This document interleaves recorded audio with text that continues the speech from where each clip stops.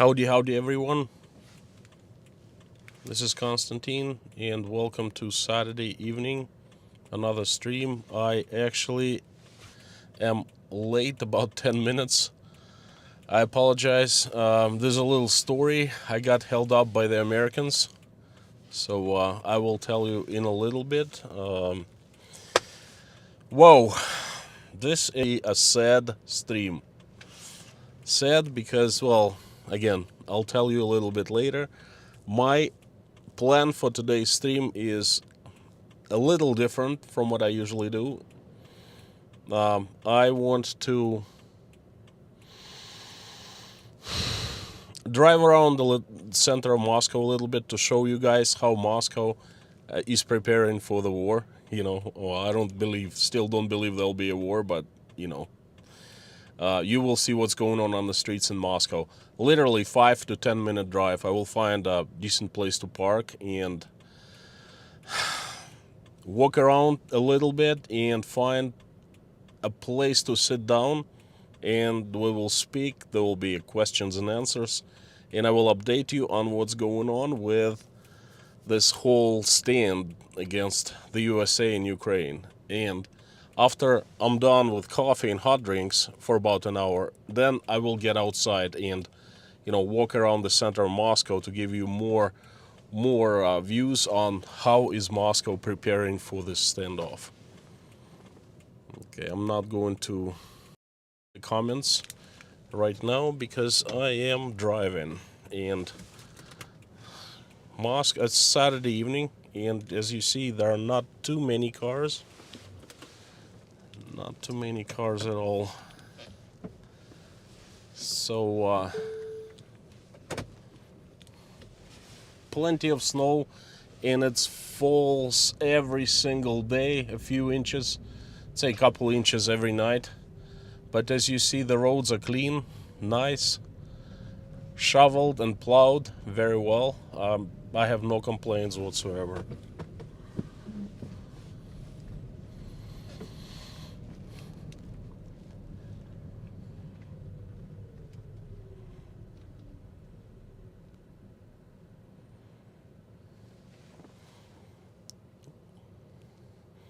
The usual suspects are here. Lorna and Mommy, hi.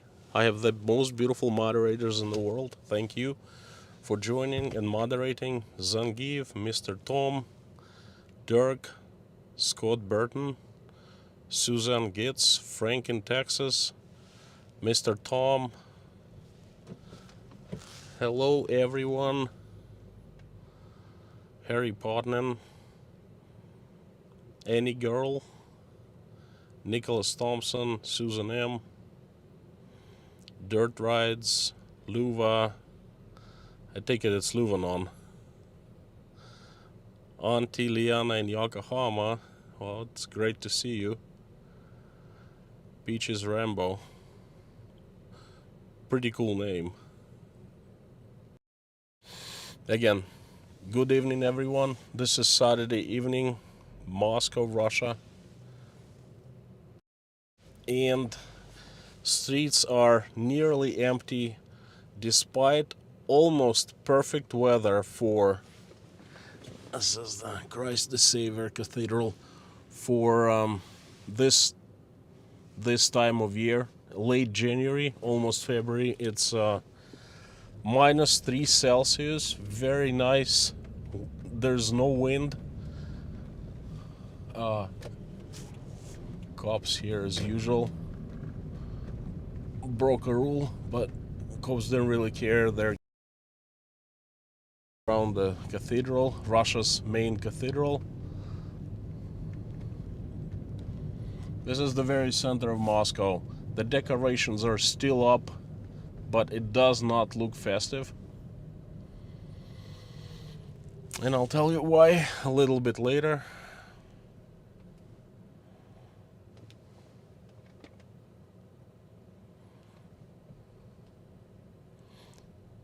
-3 Celsius is, it's almost tropical. Literally, for late December, it's usually -10, -12, that's regular temperature. But this is great, you know.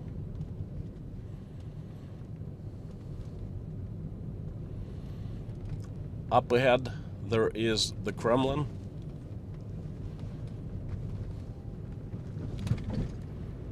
But we will have to drive around the Kremlin this time.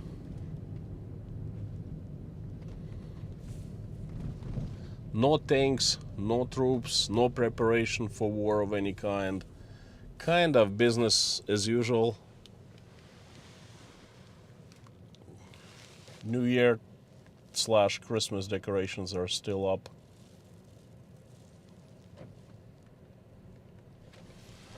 Lorne, I see that you are warning people. Thank you so much. Yeah, let's keep this chat clean.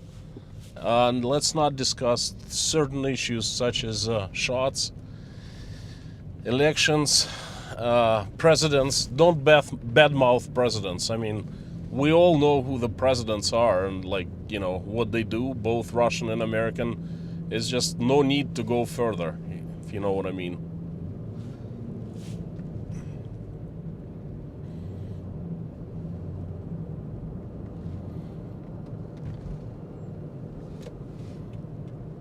What I'm gonna do is turn around and drive back towards the Kremlin.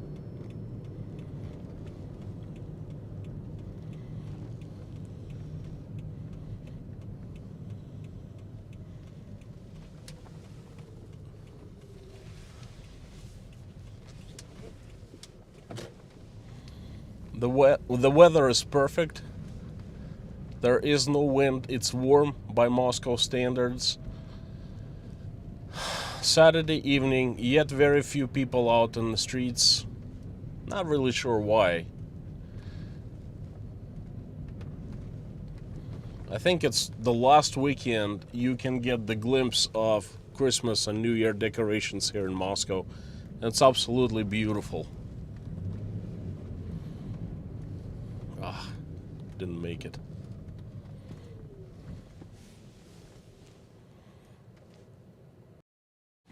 Guys, and yes, as soon as I sit down, I will give you an update on the stand between Russia, Ukraine, the USA, and there have been so many news recently in the recent four days, literally. And I will give you the update on this workshop that I'm planning on doing tomorrow. It's not decided because I haven't had 10 people signed up. There are 7 people at this point, and if we don't make it 10 people, then there will be no workshop. 10 people, yes. So I'll decide by either midnight or tomorrow morning Russian time. It's going to be Saturday evening for the USA. And also, as soon as I sit down, I will go through the comments. Again, if you guys, you know, usual, if you put it in caps, so I know. Because it's really difficult to do things, to drive around, walk around, and, you know, read the comments simultaneously. If I don't pick up your comment, just don't get upset, just repeat it, again, in caps, so I notice. So we're driving towards the Kremlin now. Kremlin is kind of dark to the right. All the towers are darkish.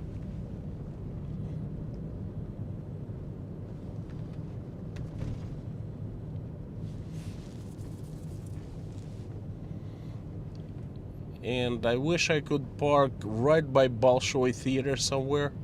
That'd be fantastic. And I could walk to a cafe nearby. I know a pretty cool place where they serve decent coffee. Well, actually excellent coffee. And you know, we'll sit down and we'll talk. This little road is so chaotic, always. Person who drives in Moscow for the first time, when she or he gets to this road, usually panics.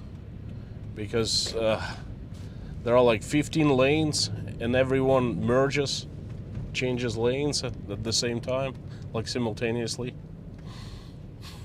the street is called Makhovaya, and this is where, well, it's right the very, very center, very heart of Moscow. The Kremlin is right to the right of us.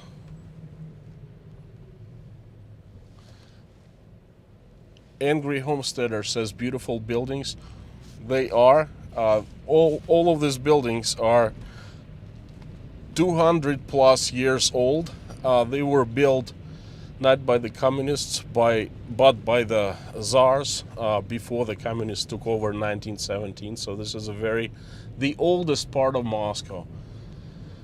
I think most of these buildings were built after Napoleon invasion. I'll remind you, the French Emperor Napoleon invaded Moscow, Russia, and he seized Moscow in 1812. And then there was a huge fire, and all the buildings burned down, and Napoleon left. Then Russians won that war, but they rebuilt Moscow around 1812. And this is the Kremlin, and that's probably worth me to swing by the Red Square, see what's going on. Is it yeah, this should still be the skating rink.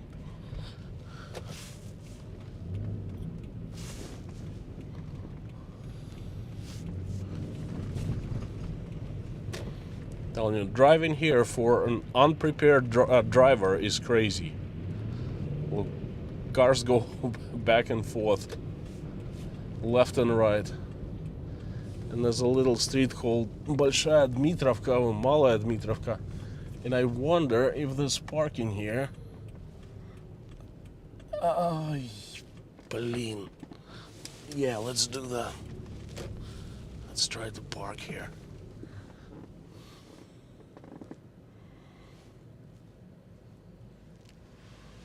There's a pretty cool coffee shop right here, but I'll be too long of a walk. See, parking in the very center of Moscow is a big problem. Just like at my home, in my neighborhood. Well, I think there's more parking here. Parking here is not free. It's about $6 to $7 an hour, depending on where you park. And simply there aren't any spaces here. Oh, gee.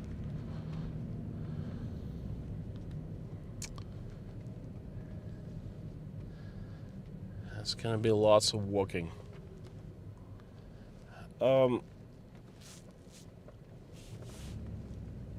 This is where I'm aiming at to sit down and have a coffee, at this side street. This is a very busy area of Moscow for nightlife, for restaurants and coffees. And you see the no parking signs everywhere. And where do I park? I don't know. Krasnodar. That's pretty cool. This Krasnodar is the city that borders Rostov-on-Don. Well, the province of Krasnodar borders Rostov province, and kind of rivals of Rostov. There's a restaurant named after city of Krasnodar. Pretty cool. I'm not sure what's going on, guys, but there are 158 people at this stream. I'm a little shocked. I am shocked and driving at the same time. This is the record. The highest we've had was like 114. This is insane. Well, in a good way, you know. Lorna, mommy, what's going on?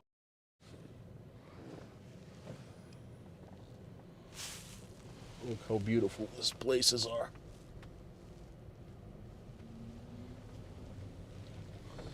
Okay, finally there is parking, but it's gonna be quite a long walk, and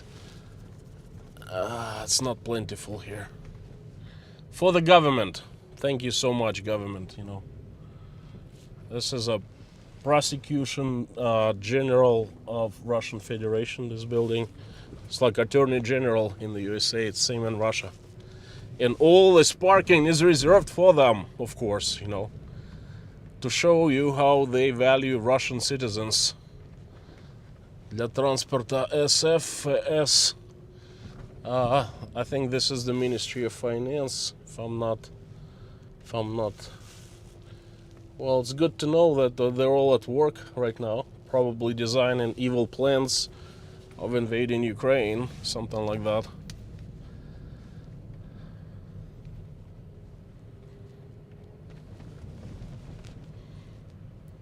This is crazy. I've gone to. There's no parking here. It was a bad mistake.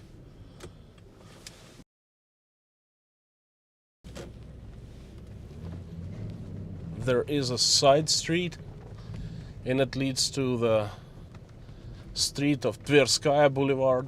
No, there's parking. There's no parking. Yeah. Nope.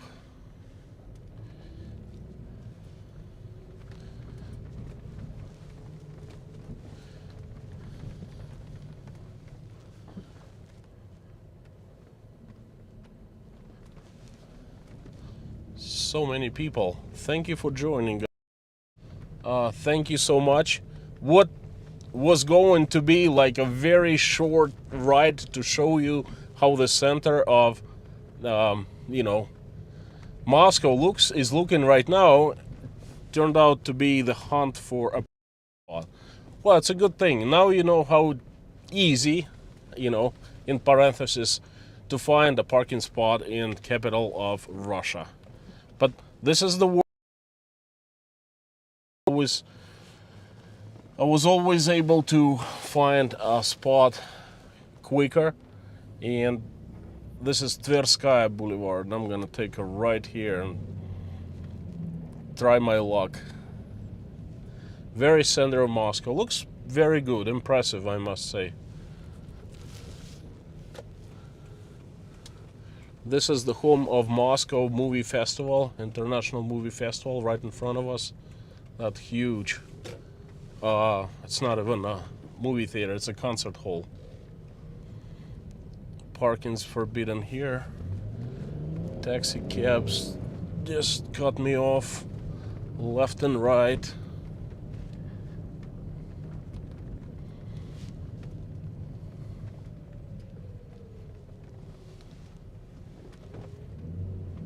You know what, as soon as I'm parked, I'm not gonna walk anywhere. I'm just gonna find the closest restaurant, which is not too difficult to do here in Moscow at this time. And I'm gonna sit down and talk to you guys, answer the questions.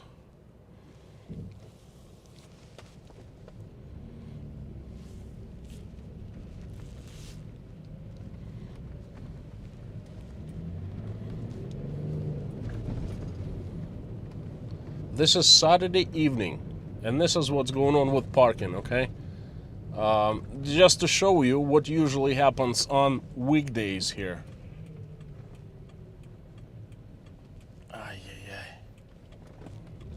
All these guys drive around just like me and looking for a spot. I think the worst parking situation was in Manhattan. I drove there. I lived in Manhattan once. I usually took. I lived in Brooklyn while I was visiting friends, and 20 years ago. I usually would go to Brooklyn Park and then take subway to New York City to Manhattan.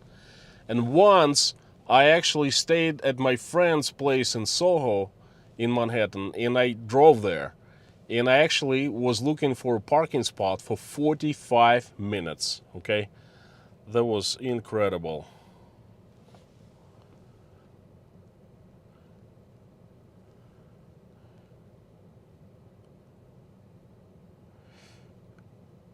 I have a super chat from Wayne. Thank you so much.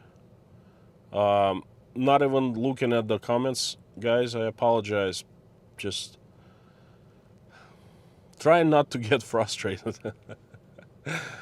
That's okay.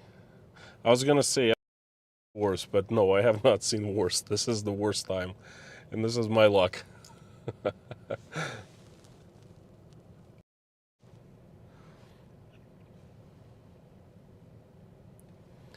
Typical city, no parking. Yeah,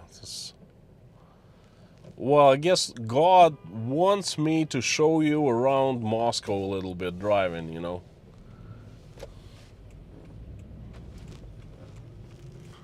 This people are, they're just looking for spaces, you know. Found one. Is this a parking spot? Hang on 1 second.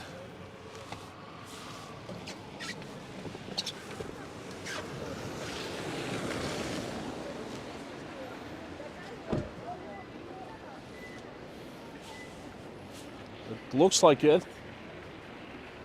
Yes, it is parking spot. My goodness. I finally found it.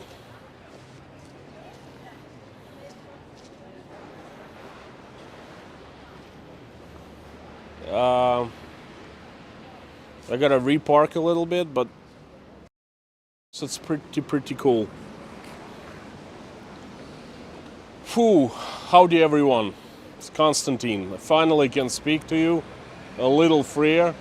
Parked. Where the hell am I? This is the Boulevard Ring. This is actually a pretty cool place. In the summertime, I just like to walk around here because it's nice. It's old Moscow, very nice buildings, very well designed. This is Moscow at its essence, okay? Now it's not bad either. It's a little cold, well, warm for this time of year, but a little cold in general. It's about -3 Celsius, about 25 Fahrenheit, something like that. Basically, I'm gonna find the closest place to sit down and answer your questions, comments, give you update on what's going on with Ukraine, with just basically what's going on in Russia. Not sure what's going on in Ukraine, just rumors, but I can definitely tell you the news.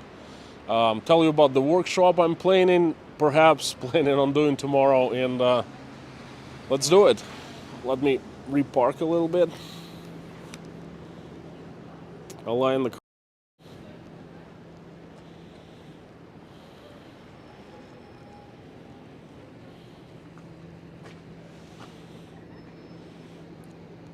Show us the area where they filmed the Jason Bourne movie. Wow. Yeah, I wish I knew. They filmed it all over the center. Probably filmed the chase around here somewhere. That was such a long time ago. I was living in the USA. I watched that movie in Maine. And I went with my ex-wife Bonnie. And I got so excited when I saw Moscow. I'm like, Bonnie, look, this is Moscow! And then I started jumping up and down. They still had Soviet yellow cabs, Soviet cars back then for taxis. It was pretty cool. Let me hide everything here. Take my wallet, shut off car, and go. Let me tell you, it's not gonna take us very... I find it quite incredible because there are 200 people in the chat. Well, thank you so much all. Thank you for joining. Let me show you just a little bit around, so enough you understand where we are. Again, this is an area of old Moscow.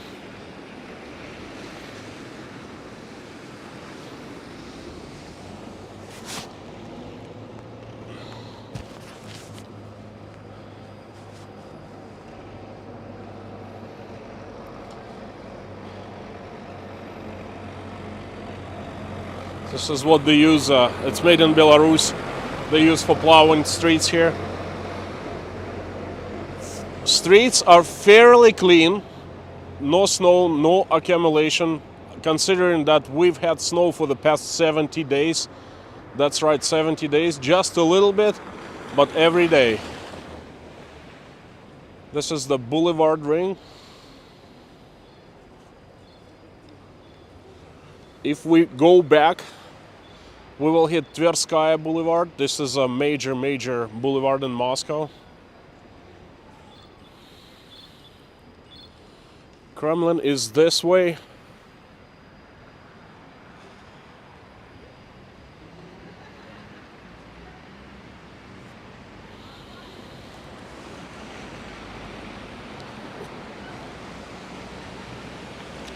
Looks warm. Yes, not too bad. Not too bad.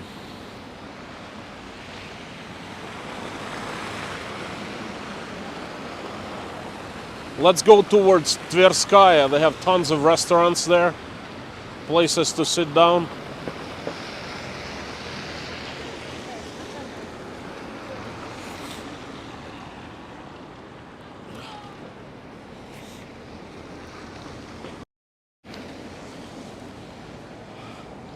Looks warm, and I am not cold.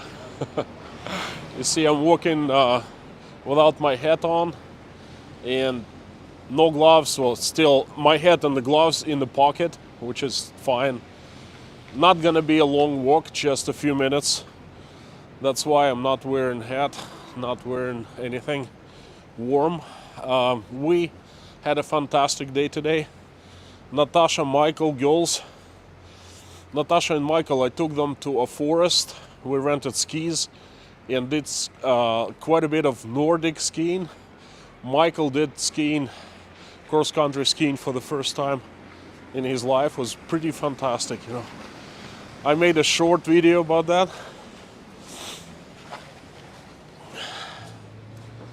That's a pretty interesting sign. Let me show you. Two guys are sitting in a public bus stop and charging their gadgets. Слушайте, а тут что, есть зарядить, да? Да. Да. Nice. Можно посмотреть? Конечно.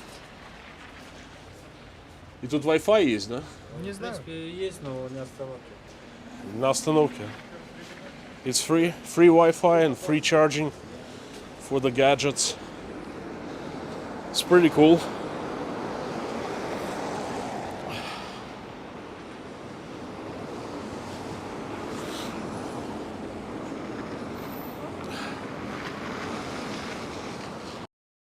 $219 people. Very glad to have you guys all here.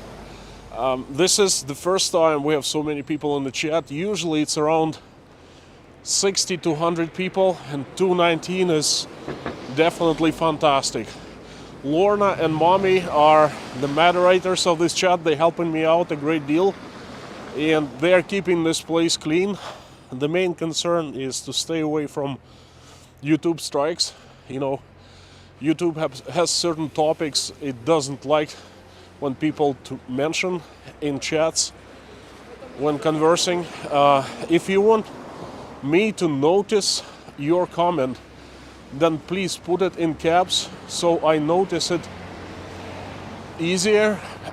When I'm walking, I can't even look at the comments. I apologize. But when I sit down, I will go through and I'll try to identify the ones in caps. Anyway, if you go to the shorts section of my channel, you will find a little short about Mishorsky Les or Mishorsky Park. That's an area of Moscow, very wooded. It's a very old forest, and actually that's where we sometimes go to. Yeah, there's a nice lake. There's actually even a beach. In the winter time, the best, because people, tons of people, hundreds of people go out and ski. Fantastic. Anyway, I made a short. I was going to film for YouTube for a regular video, but no way. I've been doing so much filming lately that I have a few videos backed up. I'm trying to get 2 videos out per week, it's difficult. Hi. Hello. It's difficult because, I do 2 streams per week as well, and it's taken lots of time. But anyway, smash that like button, says Lorna. Thank you for smashing, and fantastic. All right, enough talking. Let me show you what's out there. Again, if you just joined or joining this stream, this is Moscow, Russia.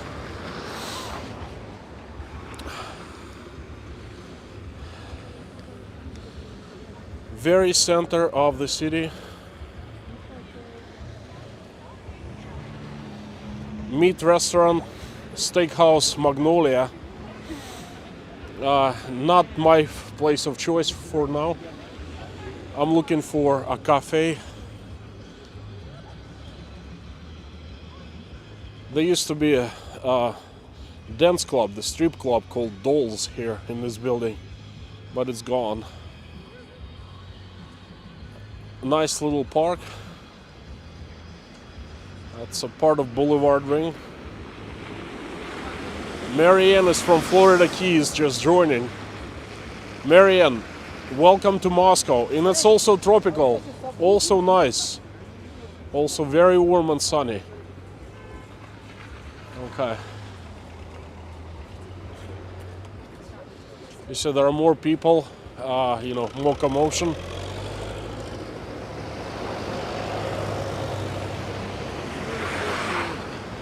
Hey, I gotta remember where I parked my car not to lose it.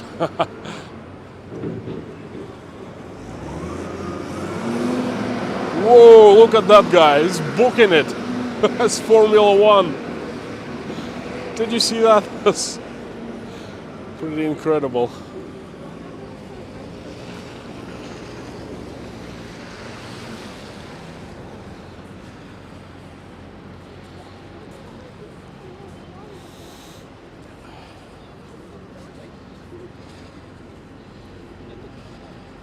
Hello, Kim. Are you still in Los Angeles or you moved to Nevada?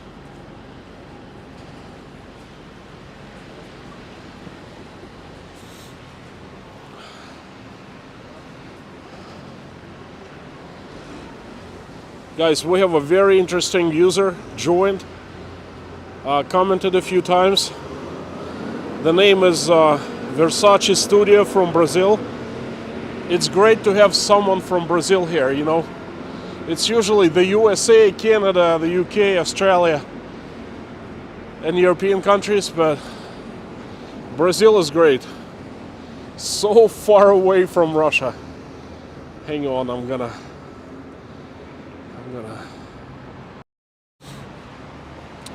So far away. Must be nice and warm there. Okay, there are quite a few places right here. There's a food supermarket, upscale supermarket called Azbuka, right behind me. And on the side of the street we have Kozlova or Kozlovna as a Czech restaurant. Then we have a joint called Burger Heroes right straight ahead. Hot Dog Bulldog. And different coffee houses there. New York style pizza, NYC pizza, Burger King, and you know what? Why don't I go and check out this? And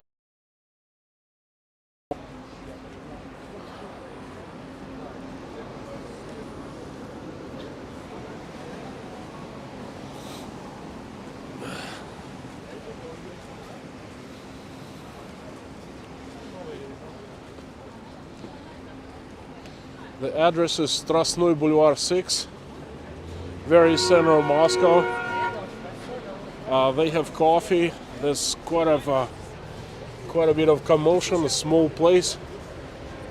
I don't think they have pizza. I think that's a coffee shop. What the heck? No, they actually do have pizza. Well, let's go check it out. Interesting.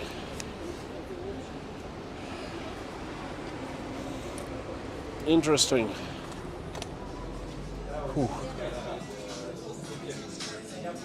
Здравствуйте. А, у вас тут и пицца есть, да? Оттуда не видно? Смотрите, ничего себе. They do have New York style pizza. Look. Look.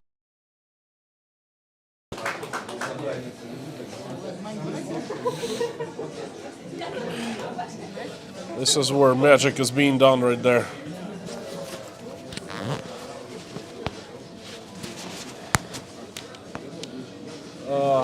Music is a bit loud.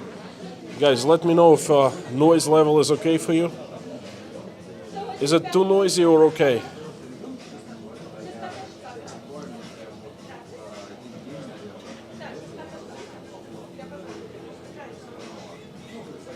$250 people. Wow. That pizza doesn't look great. Well, let me tell you something. You probably are in Canada or in the United States, and my friend, you are spoiled. Because this pizza is probably one of the best you can find in Moscow. We are not exactly the country of good pizzas, you know. There are a few decent pizza joints here in Moscow and in Russia in general, but not too many. Even Domino's Pizza, which is American brand, obviously, you know, they expanded into Russia about 20 years ago, but even Domino's does not sound as good as it does not taste as good as it does in the United States. So, to me, this pizza is pretty good.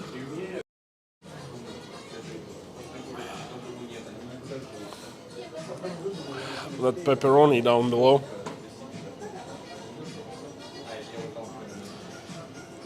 Mama Bear, US were very good pizza. I know. So, I think I'm gonna get a coffee. Здрасте. Масочки есть у вас? Есть, конечно. На всякий случай. Пожалуйста.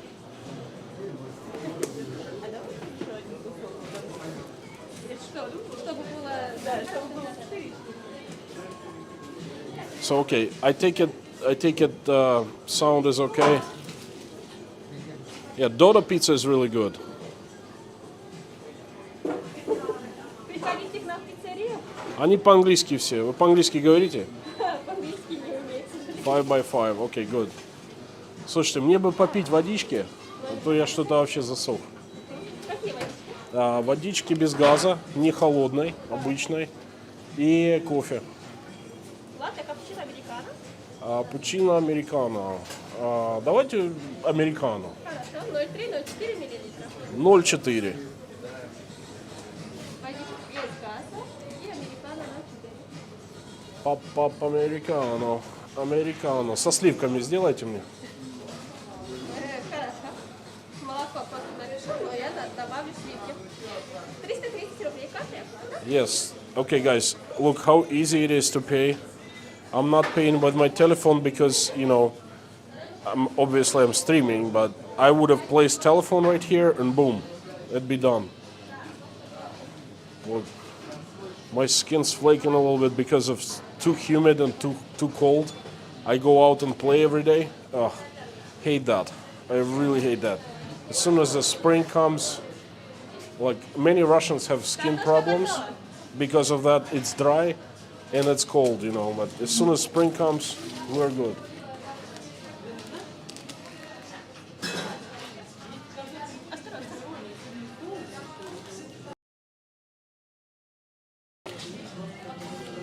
Now,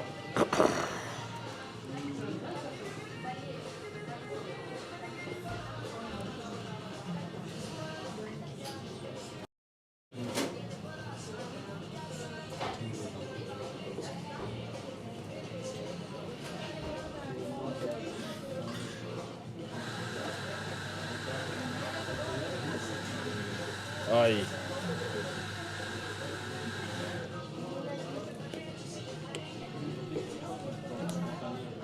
There you go.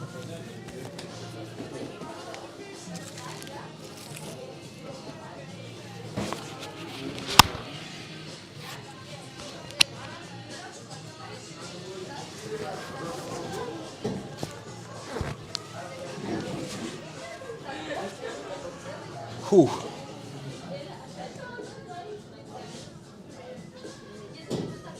Finally gotta sit down and talk to you like a normal person.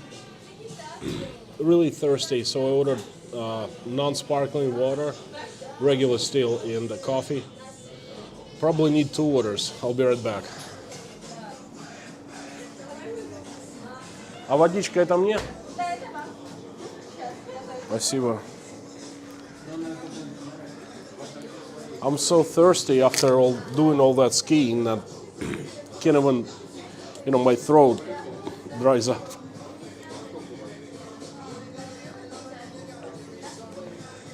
It's much better.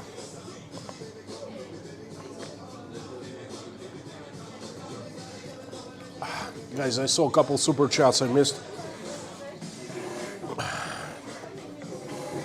Just give me a couple seconds. I'm gonna undress and feel a little more comfortable and plan on spending here for about 45 minutes. Спасибо большое. Нет, сахар не надо. And this is my Americano.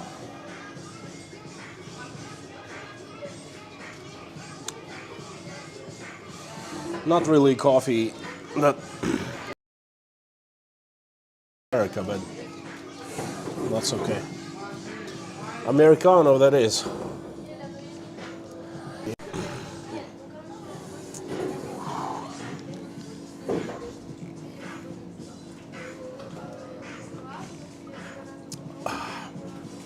Well, guys, again, thank you so much for joining so many people today. 250 people, it's amazing.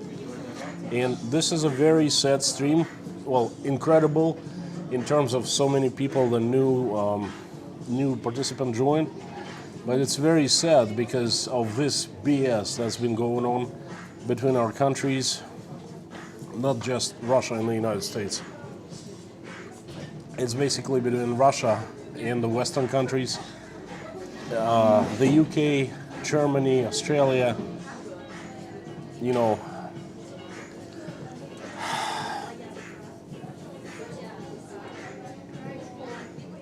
I don't even know where to start. I would like to give you a little update on what's going on. At this point, it's not looking good. That's why I'm sad. I still don't believe there will be a war between Russia and Ukraine because there's simply no reason for Russia to ever attack Ukraine. There's just no reason. Okay, but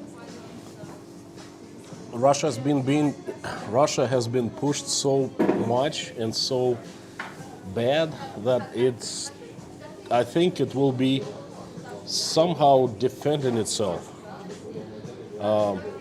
Anyway, about 3 days ago, American ambassador to Russian Federation hand-delivered an answer to the demands that Russia placed about a month ago to the United States and NATO countries about non-expansion of NATO into Ukraine. And basically the United States says fudge off to Russia.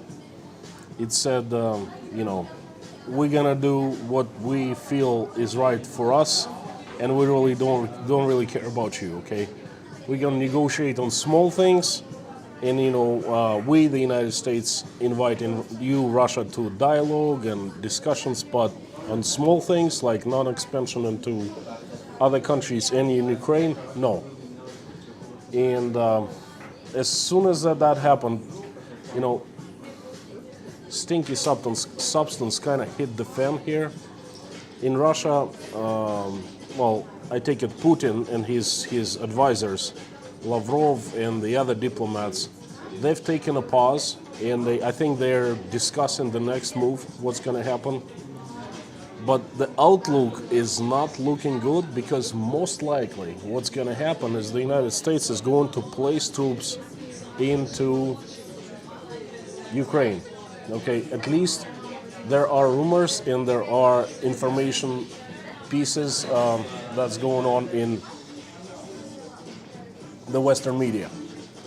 And if that happens, then guess what the answer of Russia will be? the United States is sending the message. It says, look, Ukraine is a sovereign country, which I don't believe it's a sovereign country, okay? I believe back in 2014 there was a coup and there was management of the country installed. And it's not just my fantasies. There are hard evidence, telephone conversations that have been decoded between Victoria Nuland, who was in charge of Ukraine back then, and the US ambassador in Kiev. There are telephone conversations in public, I think you can hear them on YouTube, where she clearly discusses who she and the United States are going to put as the Prime Minister of Ukraine. They were actually discussing different candidates, okay? That's why I think that Ukraine is not sovereign, okay? This is my opinion. You don't have to agree with me, guys. I understand, but this is what I think. So the United States says Ukraine is a sovereign country, which is okay. Okay, let's take it. And Ukraine can decide who it can allow into the country, Russia, NATO, whatever. And we must respect Ukraine's decision. If it wants NATO troops, it'll get NATO troops. Fine, I understand. That's very logical. But guess what the next step of Russia will be? Russian troops will be placed in Cuba and in Venezuela. What's good for the goose is good for the geezer, right?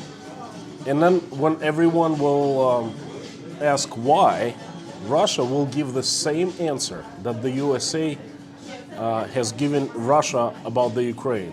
Russia will say, hey, Cuba and Venezuela are independent, sovereign countries, and they can decide who to allow into their country. And they have spoken, they allowed us. So the United States will have Russian troops literally under its nose, and I forecast that the USA will not take it lightly, and there will be a major, major conflict. I don't believe that it will get as far as full-blown war, okay? But the relationship between our countries will be tarnished for a long, long, long time. And this is what really makes me sad. And that's why I call this stream a sad one. I also believe that at this point, the damage to Russia has been done. And when Russia does not invade and the whole thing will be called off, right? The West will say, okay, we're not going to concentrate on this thing anymore, and Russian troops will move away from Ukrainian borders, then everyone will forget about this whole thing that happened. But the image of Russia as the bad guys, the bad guy, us, the bad guys, it's going to linger for years and decades, okay? I think that at this point, we have started the new Cold War officially.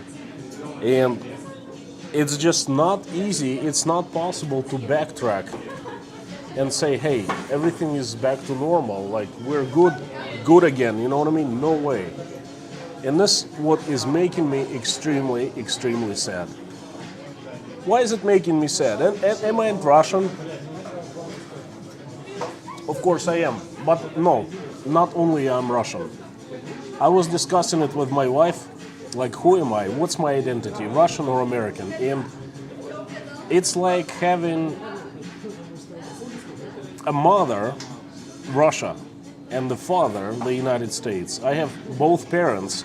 One country is one parent, another country is another parent. I was born and raised in Russia. My first language is Russian. My culture is Russian. Everything that I grew up, my family is Russian. My values are Russian. But I moved to the United States when I was 20, and as adult, I was formed in the United States. My work culture, my work ethic, my second language, my second education, higher education, my knowledge, my life experience, first life experience, that's all American. So I am half American, half Russian. Well, perhaps like more Russian, less American, but it's like 60-40, something like that. And now I am sitting here, and you know what? I know both countries from the very inside. I know how people think. I know what the values are. I know what the freedoms are, the state of in both countries. And I love both countries. I love Russia as my motherland, and I love America as basically the best country in the world. You know, the country that welcomed me when I was a 20-year-old kid. I came over, and then when I left, was 29. I was an established married man. Okay, the country gave me a lot, and I am so thankful for that. And I love America for that. And I find myself sitting in Moscow in the middle of a shitstorm between our two countries, and this is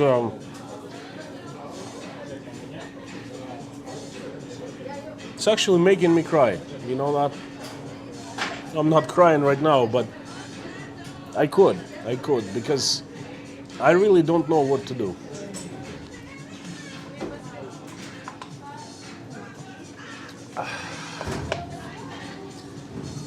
I really would like us to get along and just be nice to each other, because we are so similar. Our countries share so much more in common than different. Trust me, I know. And instead, we're standing, in front of each other, and we're trying to like picking on each other and then going to war. I'm not on anyone's side in this situation, right? In this storm. Because it takes two to tango. The United States is not doing good things, but Russia is not saint either, okay? And Russia have done bad, the United States have done bad, but this is just a disaster. Anyway, guys, that's what I gotta say. Lorna, mommy, if you could please let me know whose super chats I missed, because I saw a couple super chats and then they're gone. There are so many people and there are so many comments. Again, thank you so much, guys. I'm done ranting. I apologize if you got bored. There's been so much going on lately literally in the last 3-4 days. On every topic, I can make an entire video, like 10 to 15 minute video. But I simply do not have enough time. I'm like 100% busy right now. So many of you know that I've decided to offer a workshop tomorrow, 4-hour workshop that would consist in 4 parts. First part is the brief history of conflict, so you guys know what's going on like both sides story, Russian story and American. And I know because I followed very, very closely. The second hour is the state of current affairs, what's going on right now, the situation, the updates, who did what in the last few days, who expects to do what, and so forth. The third hour is I would present media articles from both Russian and Western media and discuss a little bit. And the fourth hour is questions and answers, discussions and my opinions. I figured that I would put about 12 hours into preparation of this workshop, and I need to be compensated for that. Cannot do it for free because Sunday is my family time, okay? So I did a questionnaire, I asked the question on how much people, if they were interested and willing to pay on YouTube in the community section. A lot of you saw that. And by the way, thank you for answering. And I figured that $15 would be a fair, decent price. And the rule is that if we have more than 10 people, that would be worth my time to prepare, spend about 10 to 12 hours for this workshop. And if we don't have 10 people, then we're just not going to do that. Could be next time, But at this point, there are 7 people signed up. And probably, well, I decided to do a deadline by tonight, but if tomorrow morning we don't have 10 people, I'm calling it off. If we do, then I go ahead and give it a green light and we do it tomorrow. From 1 to 5 p.m. Eastern Standard Time, if it happens. In Moscow it will be late, but that's okay, you know. Anyway, I wanted to clarify this about the seminar. If you guys interested, you know, again, you know what? This is the first time I'm going to offer something like this, and I don't know how it's going to go. And if people who pay don't like it and they ask me to give them the feedback, you know, no questions asked, I'd be glad to do that, you know. I hope that I will be able to bring something valuable to you guys. We shall see. Anyway, it's still up in the air because we don't have 10 people. Let me show you. I'm enjoying the coffee and water, by the way. Let me show you what. It's pretty busy. This is my coffee.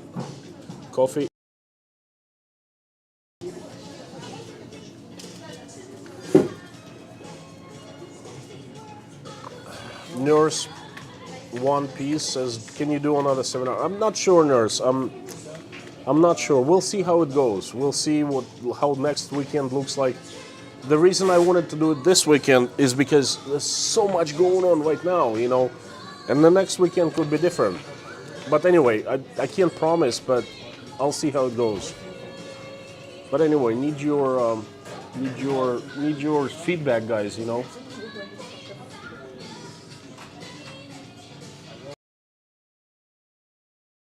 The ceiling is pretty cool. I think it's like real brick.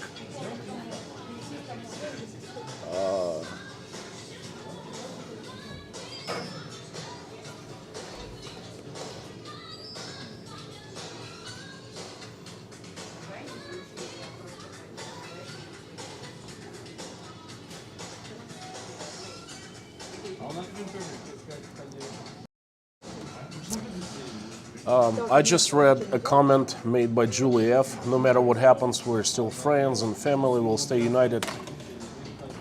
And Julie, and thank you so much. And I've heard this opinion from other people as well. Hang on one sec. I heard that opinion from other people, quite a few people. They say no matter what, we know that the politicians are bastards, and you know we're regular people. We like each other, and we have nothing against Russians. I know, and thank you so much. There's one thing though. I'm pretty sure that's opinion that most of you here in this live stream share about Russia and about Russians.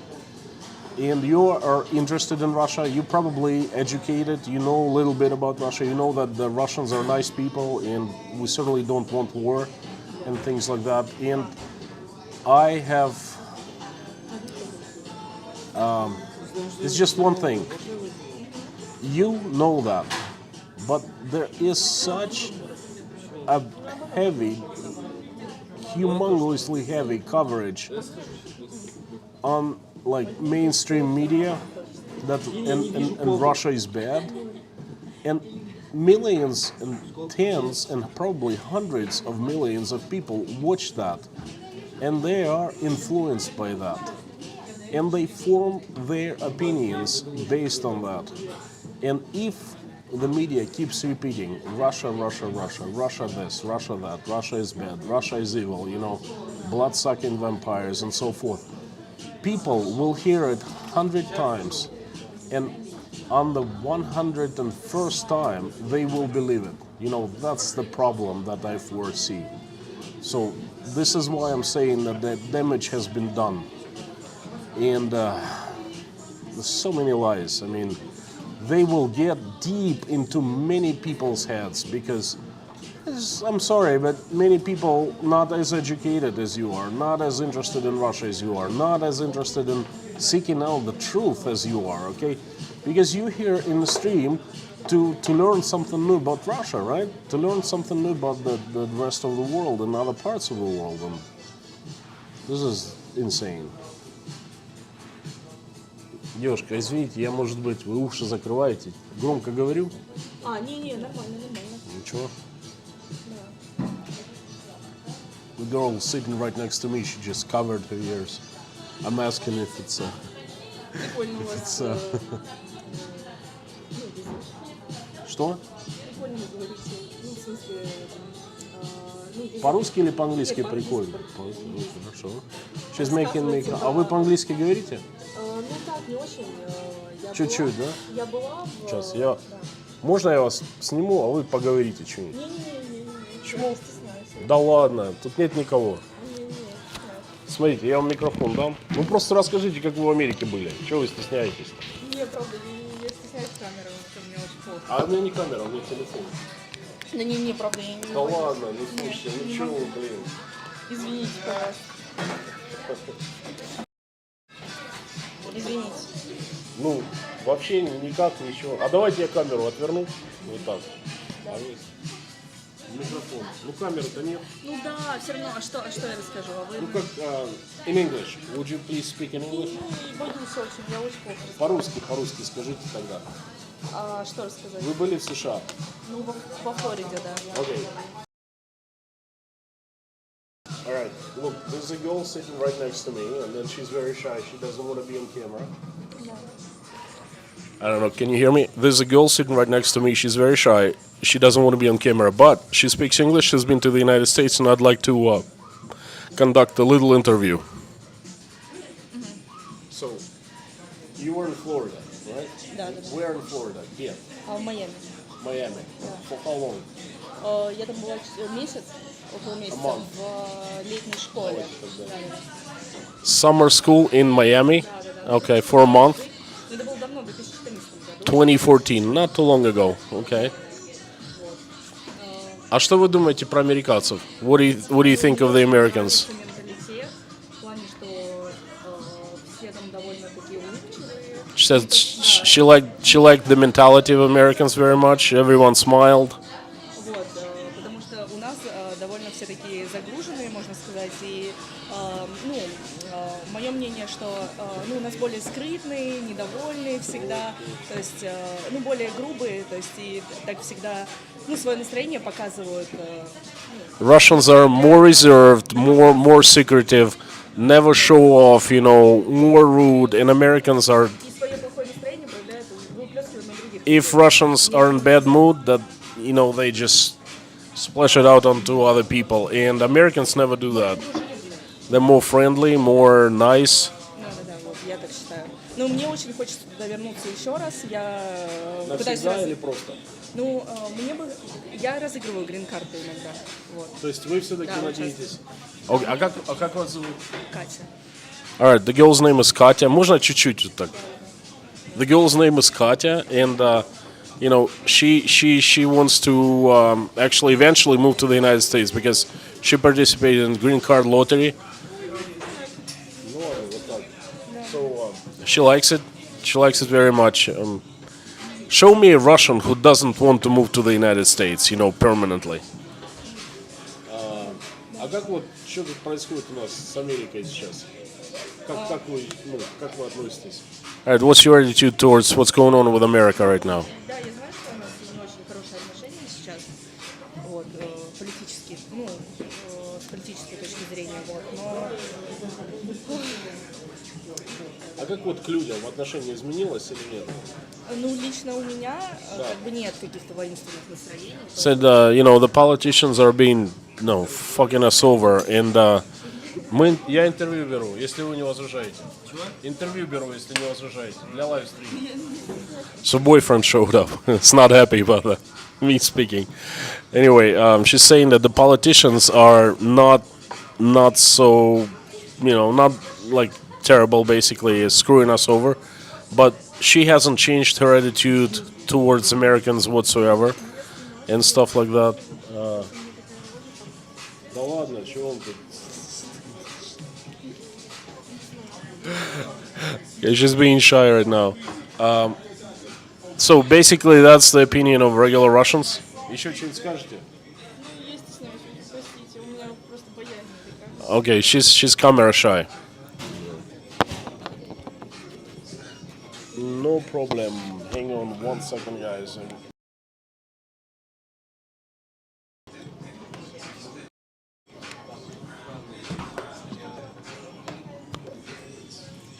I'm gonna put the mic back on. Oi.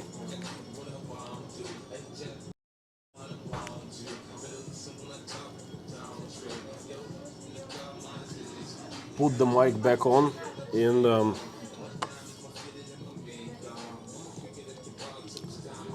this girl, her opinion is fairly similar to what most Russian people, regular people have. They know that what's going on right now, we owe it to our politicians, well, our and American politicians as well, and they know that American people, regular people, are not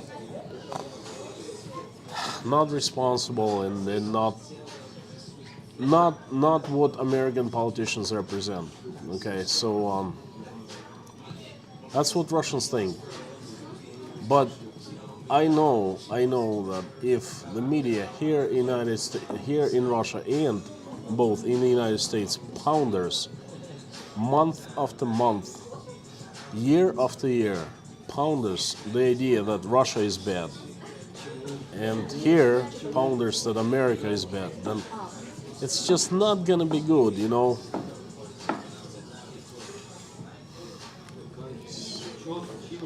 And I wish I knew what to do myself. All right, super chats. Lorna, could you please go up and see what's happening? Let me do that myself. I'd like to thank everyone doing super chats. I think I missed a couple.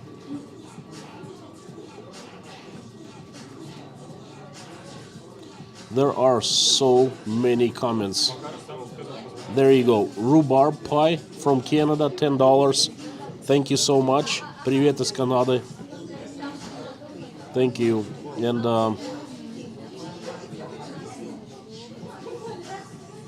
still going up. There's no way I can read all the comments. Wow. Still, we're maintaining 338 people, almost 238 people, almost almost.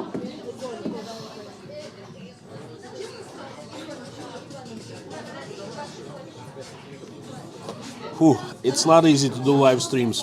Talk all the time. Oh, there's another.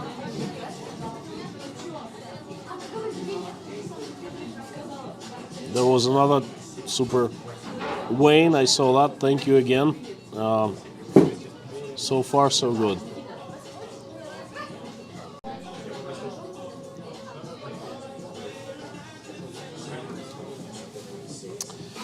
Okay. There is a lot of people. Angry Homesteader says.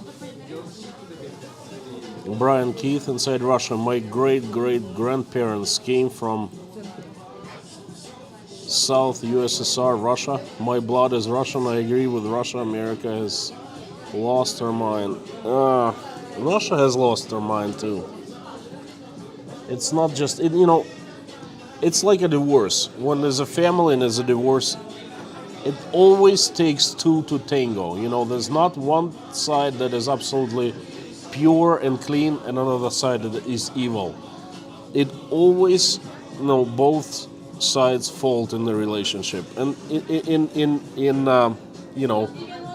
in Russia, like in this situation, there's a relationship between the USA and Russia. Well, I feel like very few people, not so good people, hijacked our countries and doing whatever they want to do. And they don't care about public good, they just care about their own advantage, profit, money, power, I don't know, but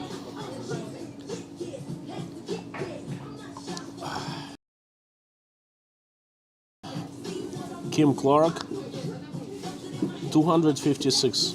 Thank you so much.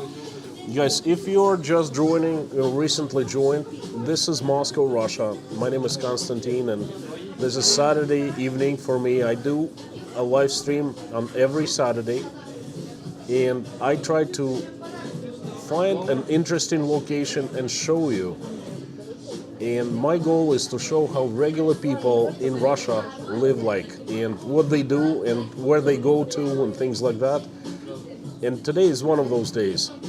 I am in the very center of Moscow. I'm gonna finish my coffee.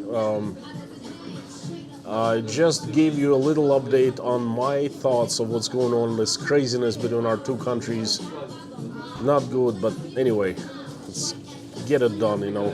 And I'm gonna take you out and probably walk to the Red Square. That's gonna be a healthy 30-minute walk, but you will see Moscow is still beautiful. First of all, it's covered with snow. It's not too cold. It's about -3 Celsius and 25 Fahrenheit. Beautiful, beautiful weather. There is no wind, and it's clean because it's cleaned very well. Snow is plowed and cleaned. Streets are clean, but Christmas decorations are still up. Moscow is looking beautiful, and I'm gonna show you.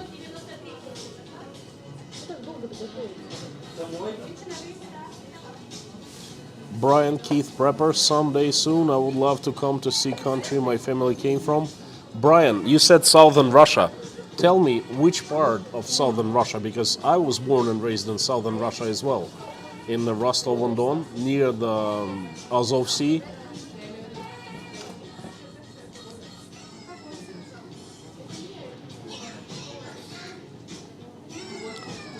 A great question.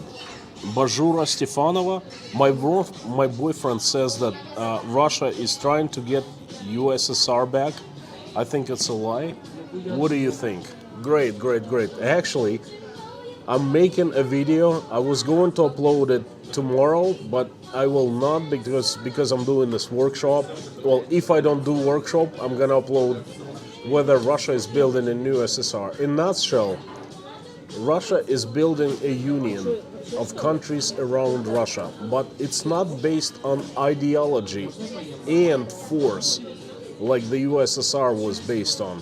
It's based on economic cooperation and mutual security. And yes, and I am two hands down for Russia building something like that. We've built quite a few unions. One is BRICS, another is the CIS, the third is the Shanghai Cooperation Group with the Asian countries.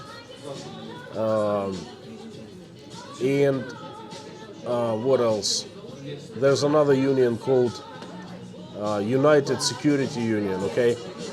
And there's nothing wrong with that. As long as countries are willing to join on their own and they're free to leave if they don't like it, okay? That's normal. But the United States does not like that. It does not like, Russia's extending its influence, over their other countries. So that's to answer the question whether I think it's true the USSR is back. No, but the unions are back, and I think it makes very, very good sense.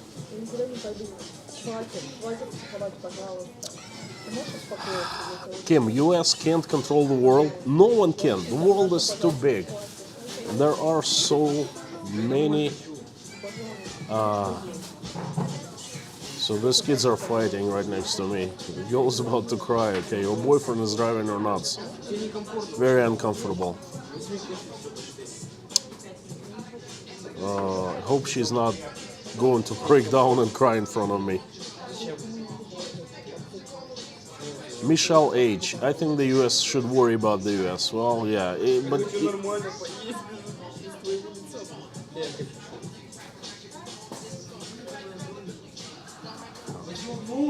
wrong spot.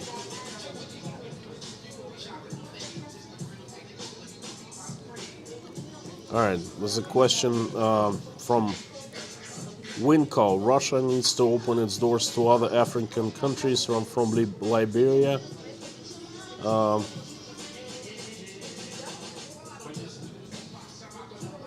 I don't have visas free to Russia. I don't think it's that difficult to get a visa to Russia. Right now, guys, this is an interesting fact. Russia lost 1 million people in 2021. Think about this. 1 million people. The population of Russia decreased by a freaking million people. That is a lot, okay? And there are two reasons. Most likely it's COVID, and that's the first reason. The second reason is it's immigration. A lot of Russians leaving. They are not taking this.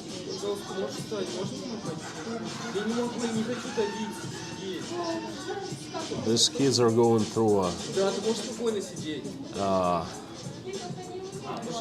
I apologize, guys. I'm sorry. I gotta go.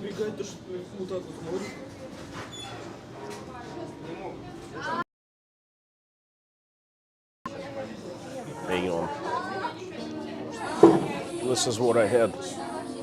I almost finished my coffee, and these two kids are fighting like son of a gun. The guy is crying, the girl is ready to break down. Oh, yeah. This fucking welcome to Russia. Hang on one second. I hope you guys can.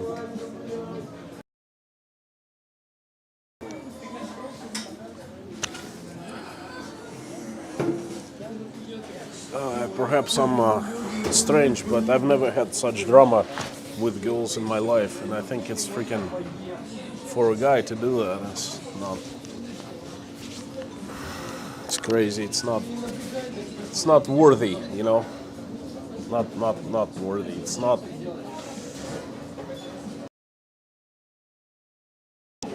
I don't know how to even say that in English. Steve Gilbert, how much is it for a slice of pizza at this place? Let me see the prices in.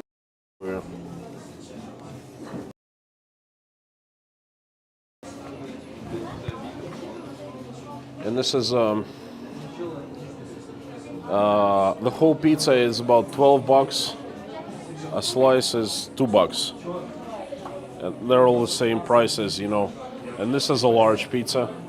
A slice is $4, and the whole pizza is 20 something bucks, 25. No, it's not COVID. It's just I've had COVID 3 times already. I think 2 officially proven by PCR tests, and then this pizza is a little. Oh, in English, right here. I didn't see that. Pineapple and turkey ham. Tomato mozzarella.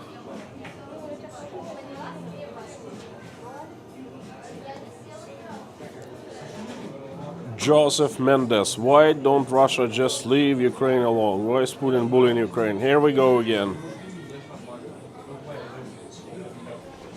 Yeah, just look, dude. You know, just look at this pizza. Super meaty.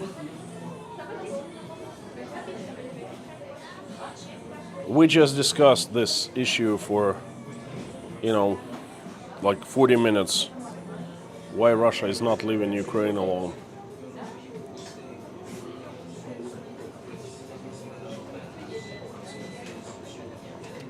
Pretty cool place.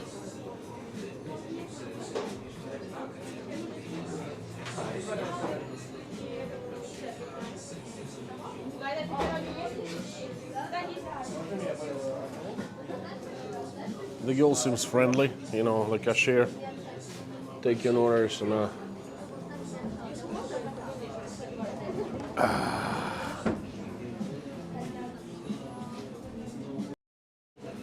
Whew.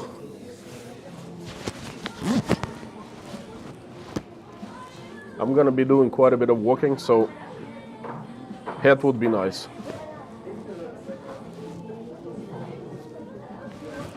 And I have brand new gloves.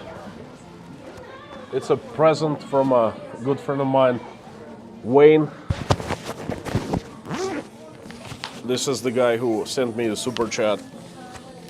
You know, he made me a present. He bought me gloves. Much appreciated for the New Year. New Year present. Thank you, Wayne.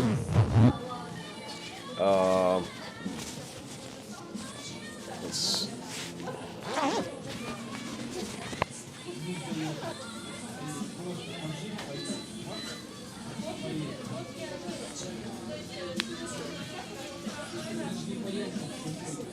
Brian Keith comment. Hang on, mommy. Thank you so much. Lorna, please don't play with the trolls. Zip them. You know what to do, and I have complete trust in you and mommy. You see, I can't stand when things like that happens, when this drama comes from a guy, not from a girl. Girl is okay, you know, I can deal with that. I can live with that, but when it comes from the guy, perhaps I'm, oh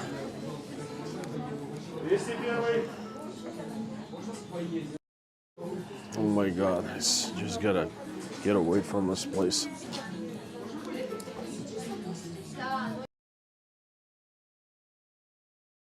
He's crying, he's begging for permission to eat from this girl.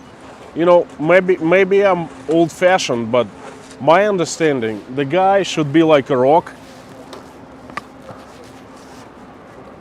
and the girl should, you know, like when they date, guy should take care of everything, all the troubles, all the bills, you know, just make girls' time as comfortable as possible. Okay, when there's a couple and they marry in Russia, they say муж и жена. Жена is выходит замуж. Okay, and in Russian it means she gets behind the man. Okay, the man is up front, and all the stones that fly, they bounce off the man, and his wife is behind him, protected.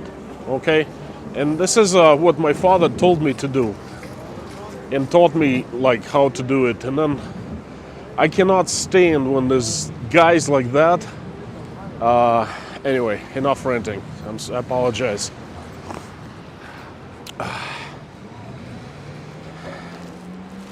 So we are out.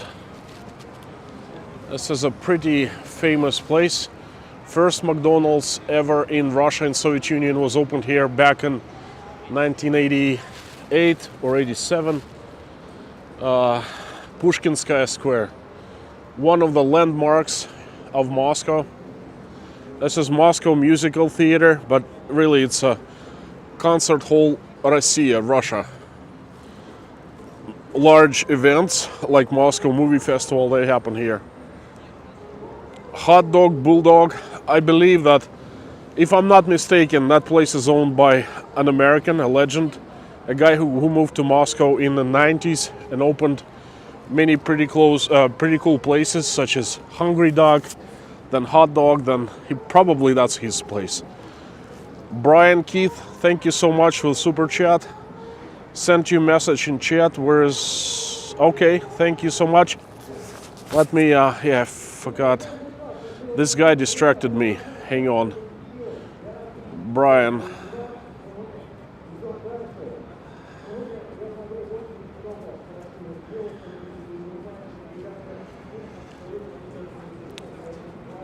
Southwest area of Russia, near Kazakhstan.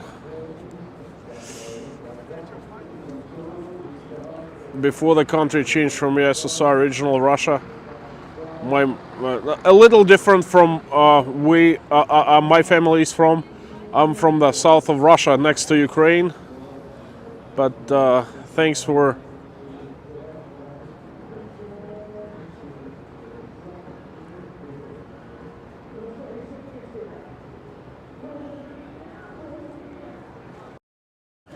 Brian, thank you so much for sharing. Well, it's pretty cool. It's pretty cool. This is a big place, you know, but strangely enough, like a big country, but strangely enough, this is a small world, because I've met so many people here in this chat, well, in the streams and on YouTube, whose families were originally from Rostov region, from Moscow, from the place where I live right now. This is pretty amazing. It's a small world, I'm telling you.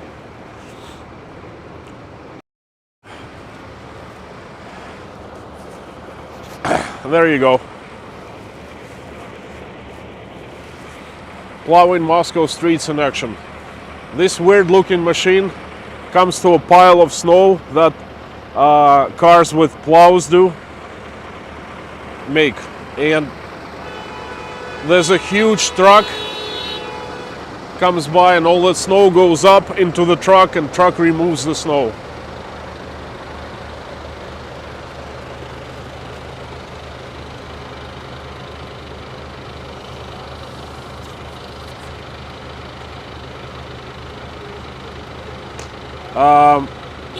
Can you answer to Harry? Guys, if I miss some of your questions or comments, I apologize, but there's just too many of them and I'm back walking. The question is, Constantine, what the Communist Party of Russia, second biggest party, think of all this? I also want to know your observation if you have one. All right, of course I do have. Hang on. Something's going up on the road. There is no Communist Party in Russia, okay? Of course, well, technically there is one, but it's a joke. Hello there. Nice, people pass by and some of them greet me, say hello. Anyway, the Communist Party, which is the second biggest party, it's a joke, okay? There are no alternative parties in Russia, you gotta understand. There are like 7 or 8 parties, but they all are puppet parties. They all are, well, I'm not sure who they are created by, but they've been created with the purpose of to help. It's like in Russia we call it, well, anyway, I'm not gonna go there further because it's quite a sensitive issue, but the Communist Party is a joke. It does what it's like what is told to do. All right, that's what my opinion. And I could be wrong. All right, don't quote me on anything. But this is my opinion, and this is what I think.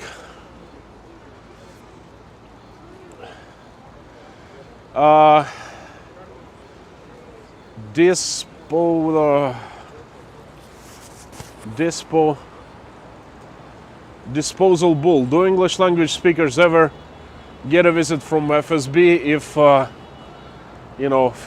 take it, if you are too controversial? Of course they do. Of course they do, you know. Of course they do. I'm sure they do. I have not heard of any, like, I've heard a couple YouTubers put into jail, okay? But for things not political. All right, for getting into accidents, for hate speech, and stuff like that. I think once you pass a certain mark, perhaps it's 10,000 subscribers, perhaps it's like 100,000 subscribers, then you are watched. And I think English-speaking bloggers are less watched than Russian-speaking bloggers. I actually have not seen any popular Russian-speaking blogger for Russians doing the political thoughts, and except for Navalny. Well, he's in jail now. His real opposition, okay.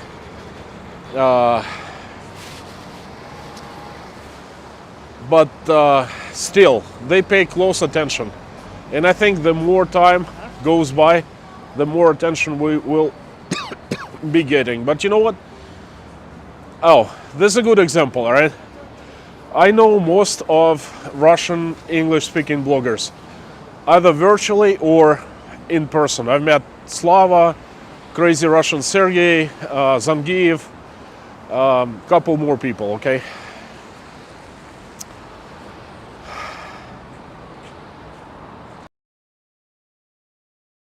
I'm sure you all know that person. That person's blog in hundreds of thousands of subscribers, and I'm not gonna tell you whether it's she or he. That person did a couple videos on Putin's secret palace and protests why Russians don't like Putin, and that person later on removed the videos, and I think that person was either approached secretly or just too scared that would be approached. Okay, that just tells you like what's going on. I always think twice before I say something about Russia. I wish I could have more freedom in doing so, but hey, I have what I have. Okay, I'm not gonna shut up. I will continue speaking up my mind, because if I do, who is going to inform the world of what's going on? I'm speaking what I'm seeing through my eyes, guys. All right. Konstantin, several people ask where to sign up for your course. Thank you, Lorna. Guys, if you're interested, let's do this. I made a post in community section describing the whole thing. Just go to my channel, to the community section.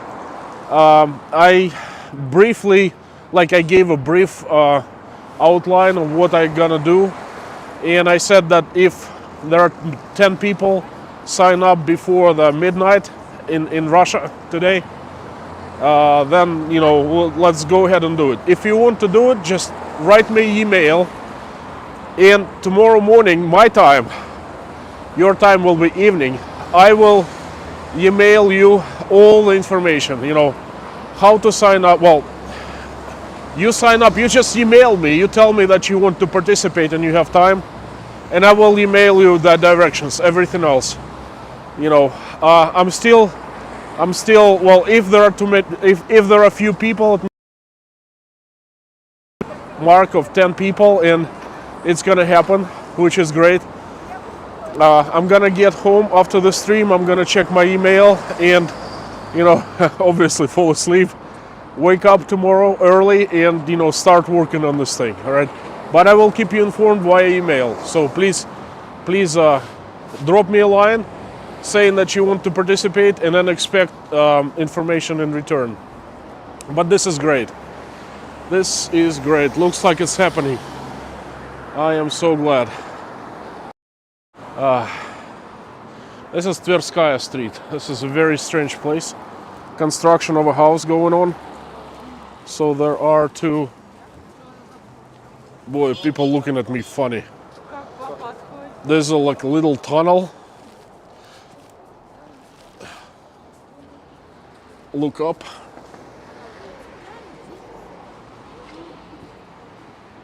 They doing restoration of facade or building new construction, like whatsoever.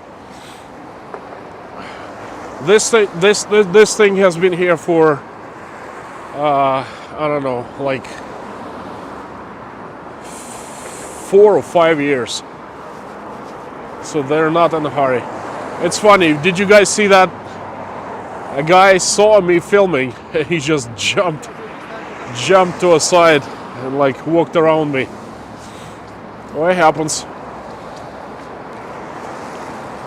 All right, where am I right now? This is Tverskaya Boulevard, one of the Moscow's major boulevards.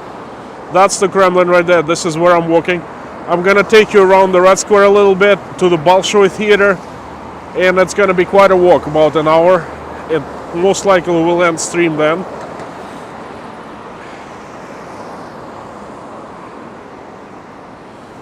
Guys, I see that I have incoming emails about the workshop. It looks like we have 10 people, so it's happening.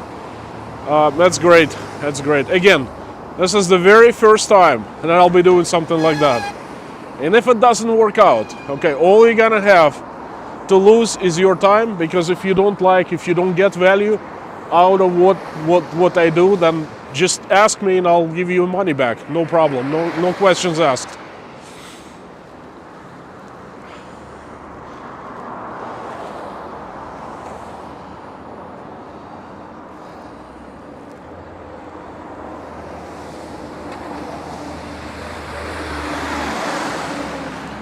Lorna, mommy, Julie, listen. Oh, by the way, Julie, I don't know. I sent you email today, and I attached a video, a short video I made about drinking your tea in the forest. We had a thermos, and I made tea that Julie F sent me by mail, and then we were out skiing, cold, so hot tea in thermos, and we drank it a little bit. It's great. But Lorna and Julie, I was telling Natasha yesterday about Zangieff's wife, Failita. She started her own channel. Natasha was like, what? Wow, that's great. And I was kind of like trying to spark her interest. Perhaps thinking like, perhaps Natasha would be willing to do something like that. But not yet. By the way, if you guys, if you're interested in learning more about Moscow, I say it's all about personal perspective. I give you what my channel is unique. I am giving you Moscow through my eyes, not only Moscow, Russia. I'm giving you the happenings in this country. I'm showing you this country the way I see it. I'm taking you to the places that I like to go to. Okay, and it's very unique to me. Okay, if you want to take a look at Moscow at a little different angle, I suggest you go to see a blog of Zangieff, buddy of mine. We did a couple blogs together. Cool guy. He's a young kid. He's 29. He does pretty good job. He has a little different situation. He's younger. He's also a father, and his wife raising two kids. Basically, Zangieff works all the time. He's some kind of financial analytic or something like that. And his wife is raising two kids, young kids, by herself, with no help from parents. And now she's doing her blog. So go check it out. It's pretty cool. There is a pretty interesting place called Moscow Seasons. About 5 years ago, they started like doing this program in Moscow, and it's called Moscow Seasons. Basically, they built, well, this is what they built right here. Check it out. A little something you get inside, and it's very authentic Russian, like a little theme park. Tiny one, but very beautiful. They do it, it's called Moscow Seasons because there are 4 seasons: winter, spring, summer, and fall. And for each season they do something different. And this is winter. There is a super chat from Mr. Tom. Konstantin is the best example of Russian people. We're brothers together in this world. Thank you so much, Mr. Tom. I appreciate the super chat, but more I appreciate your words, because you're spot on. You're absolutely right. And basically, I think this is why I'm doing this channel, to hear words like that. Super chats are great, but the words are priceless. Before they started building the seasons, it wasn't just a little square, okay, with a monument. And I think the seasons are closed. Oh, yep, this is the main. Perhaps due to COVID. Oh, let's take a closer look. Закрыто у вас? Закрыто? А почему? Что почему? Закрыто? Потому что поздно или вообще закрыто? Вообще закрыто. Так а чего? А? Почему, говорю? Без понятия. Ковид? А когда закрылись? 10-го. Я понял. Well, anyway, it's closed. Look, all these galleries, right? It looks like little France, French style. All these galleries inside, there are coffee shops, little bakeries, chocolatiers, things like that. There's a Ferris wheel. No, not Ferris wheel. Merry-go-round. Yeah, carousel, we call it. And same thing, there are shops here. Tons of different like flowers and bushes there. Well, in the summertime and in the fall, not in the winter. But they closed on January 10th, I think due to COVID. But still, the place looks pretty cool. Look how much snow we've had recently. The Christmas tree is still up. And oh, I love nights like this. You know, it's not too cold. Absolutely no wind, which is great. Absolutely great, and not too cold. And fresh snow everywhere. It's not snowing. Incredibly enough, it's not snowing now. There's another super chat from Margot Spica. It says thank you, and Margot, all I gotta say is, you know, thank you. Thank you, and Mr. Tom also. Thank you guys, I appreciate it. Super chats, actually. When I receive a super chat, that's pretty cool, you know, it feels really good. Because it just shows me that not only people join the live stream, not only they chat, but they like it so much, they're willing to send me some money, which I'm pretty much sure that every one of us here earns, like works hard for the money, you know.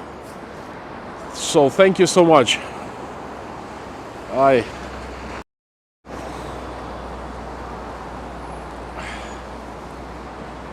This is one busy street. If you ever been to Moscow, the chances are you have been here. Tverskaya Boulevard.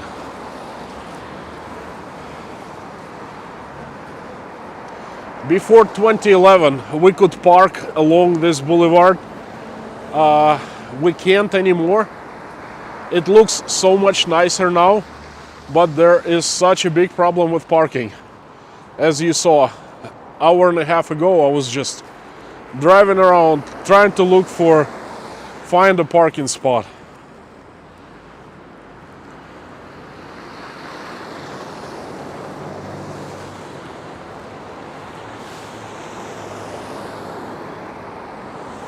This street reminds me, boulevard reminds me Champs-Élysées a little bit, just a little bit, you know.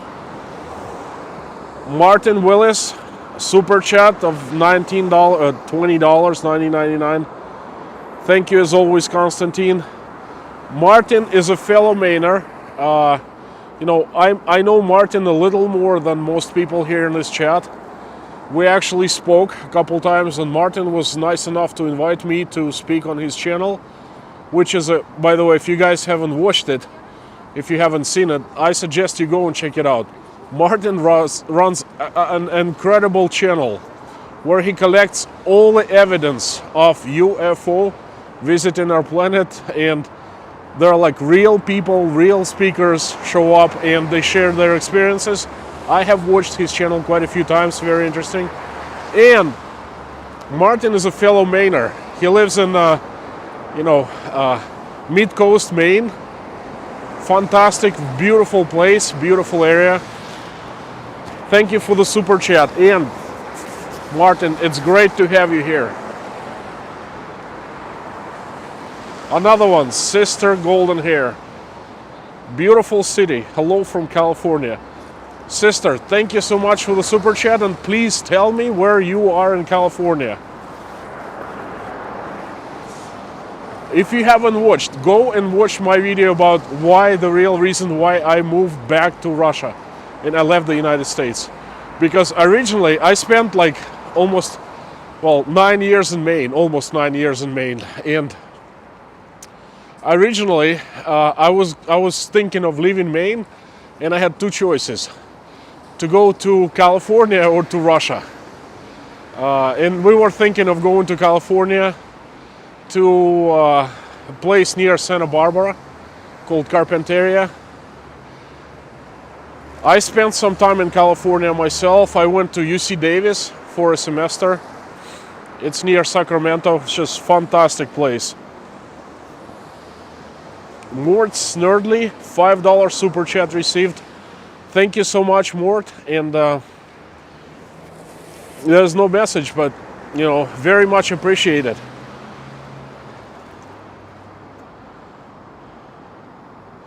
Robert Bates says, I had house in Westbrook, Maine, outside of Portland, but decided to stay where I live now. Robert, I know Westbrook quite well. I bought my car, couple cars in Westbrook. There was a huge auto mall there. There was a Russian food store. And I lived on Congress Street in Portland, Maine. And I actually not too far from Westbrook. And I went to University of Southern Maine. I think it's Forest Avenue. From my campus, if I followed Forest Avenue for a couple miles, I would be in Westbrook.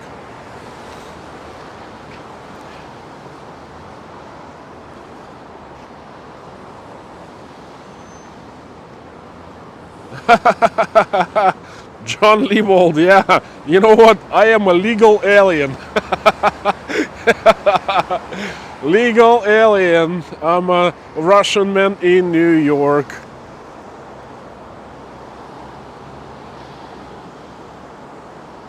That's funny.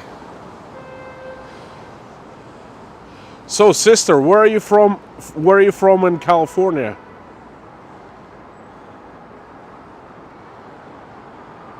Oh yes, Sacramento. There you go.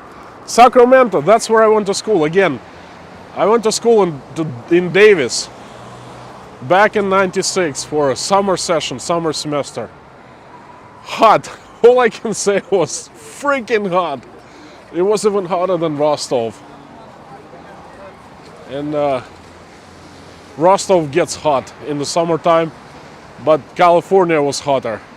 Hey, there's something going on. There are kids undressing there. I living in a cab. The girl. Let's go check it out.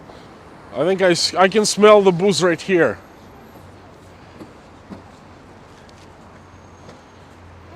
Че, не холодно вам там? Ой, очень тепло, вы знаете? Тепло? Сколько выпили-то? Я не выпил. Я Нет? просто, мне нужно было дать кофе девочке, это все. Красавец, молодец. Давай 5.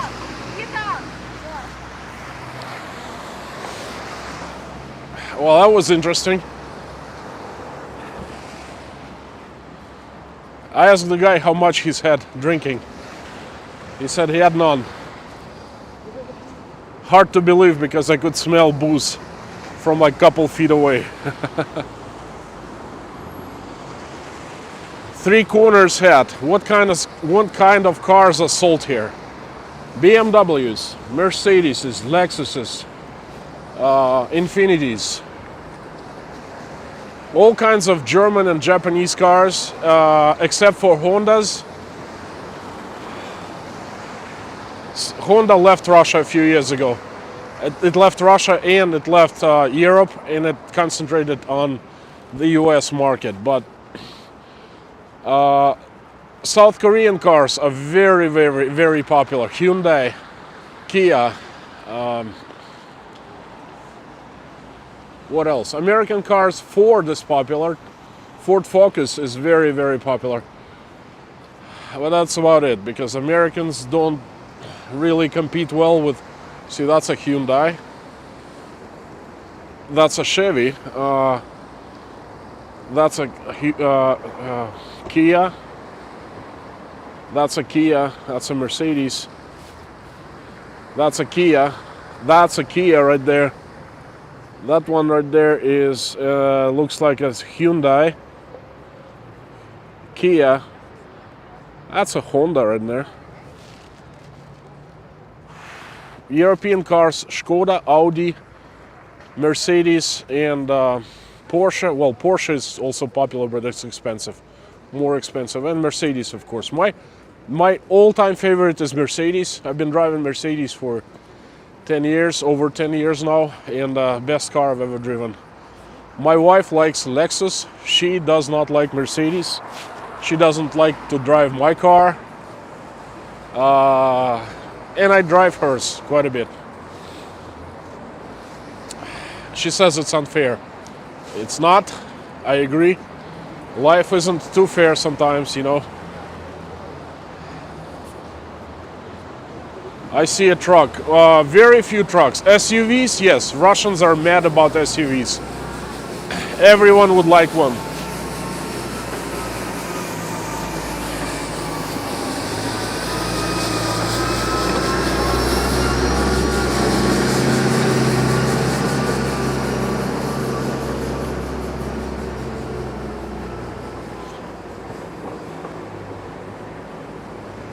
Heidi Mazzali says, asking me, what brought you to Maine initially? I will answer in a second.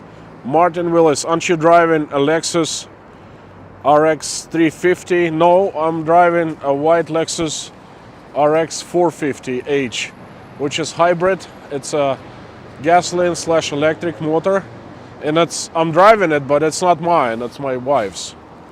It's Natasha's. My Mercedes is in Rostov right now because I didn't bring it. We spent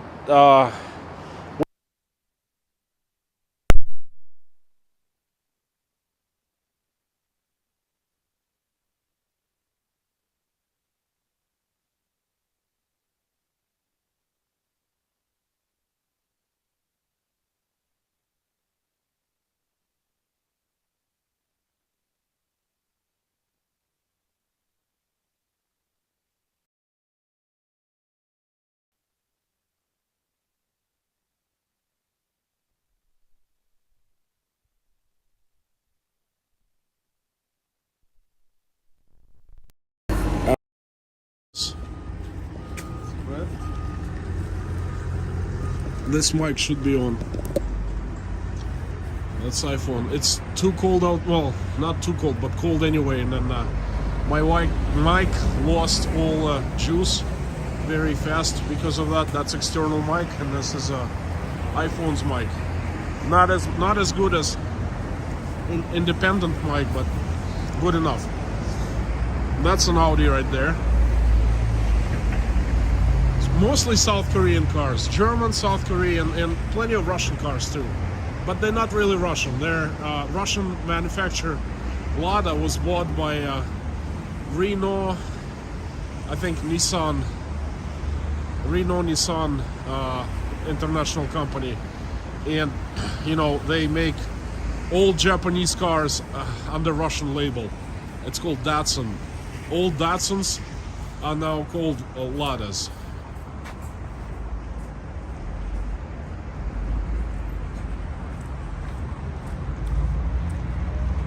Hey Pinball, better late than never. Great to see you. Pinball, listen, look how many people we have in live stream today. We had 250 most of the time, which is absolutely surprisingly and incredible. I'm just sharing this good news with you. There was a question, what brought me to Maine in the first place? I initially went to study in the United States for 1 year. I had a summer session in California and then came to spend a year at the University of Southern Maine. Then I stayed for 4 more years to finish the school there. And then I just worked, I lived, I married, Frank in Texas had a super chat. Thank you, Lorna. So they put in some kind of chemicals so it's not slippery.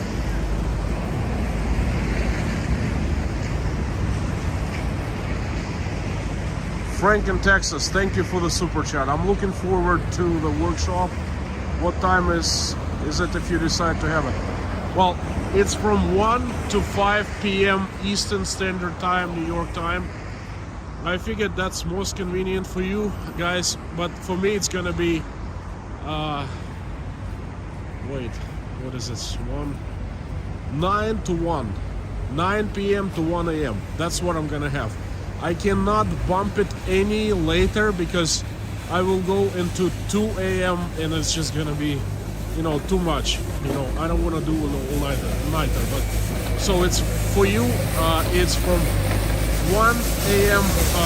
1 p.m. to 5 p.m. for 4 hours.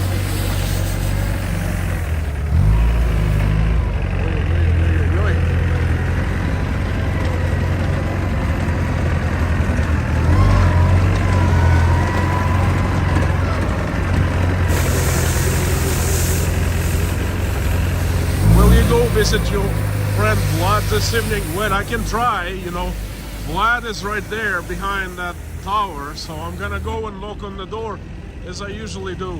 Let's do it.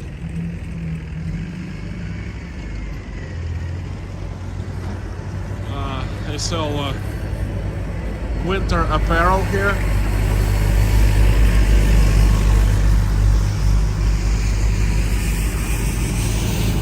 This is one of Moscow's finest and most expensive hotels right there, Ritz-Carlton.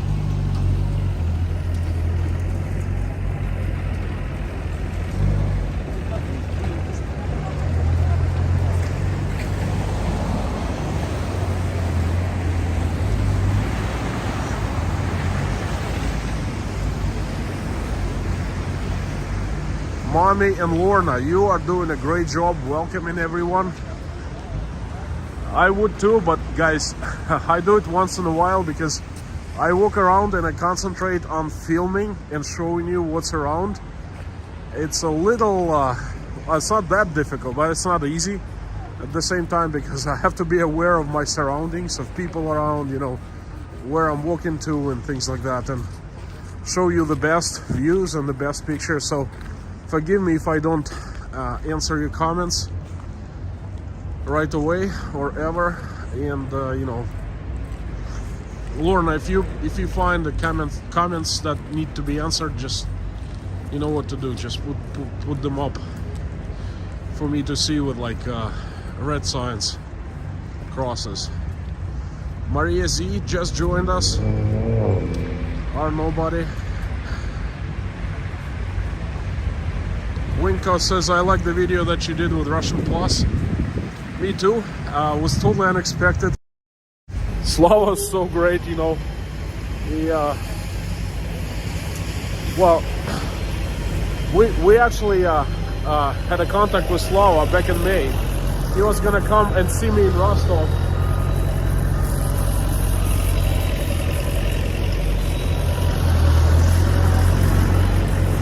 He was gonna see me in Rostov in May, early May, to do a video together in Rostov, but then unexpectedly he flew to the United States and then that deal was off. He says, hey, listen, I'm in yeah, let's do it. What should we do? He said, Slava, I'm gonna take you to nice places in the center of Moscow. It's beautiful. All decorations are up, lights are up, and he was like, listen, I've been there and I've done that and I have videos. Let's go someplace, your neighborhood, show me around. I'm like, it's dark, it's not as light, it's not as pretty. He's like, hey, let's do it. So we did. I might lose signal on the ground crossing. Just don't not for long. Aye.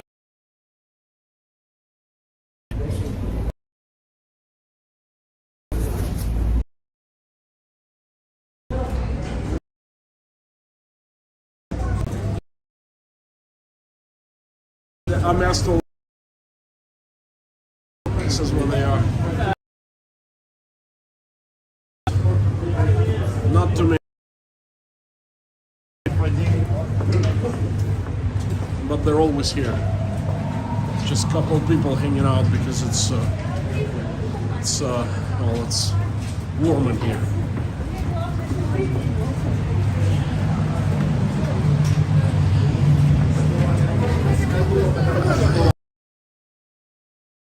I hope I'm well aware of them. And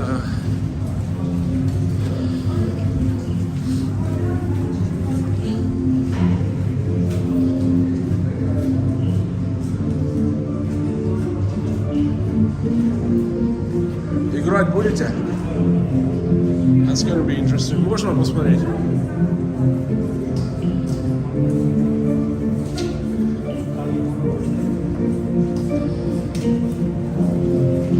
This is a saw.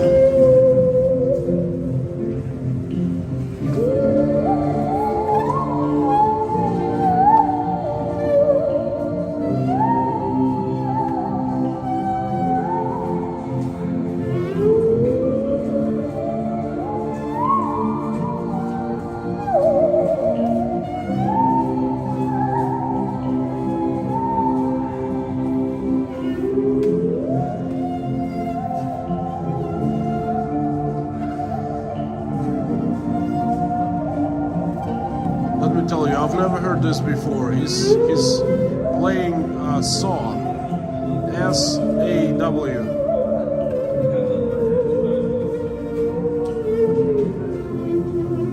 You know, I gotta give this guy a super chat.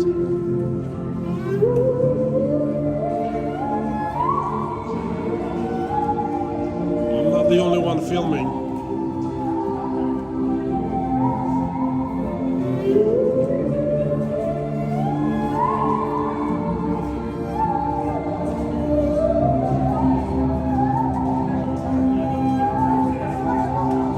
Griffin, me neither. I've never seen anyone play saw before.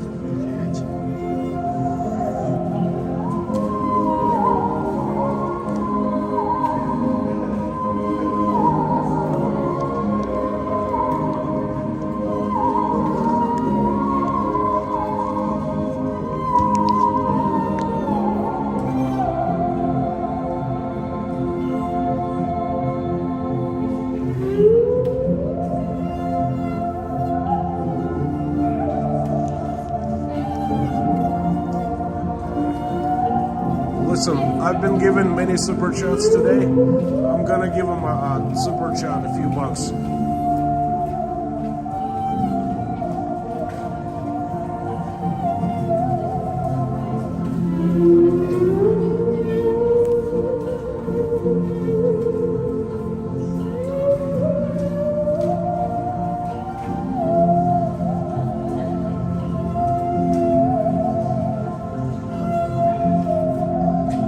That's his information.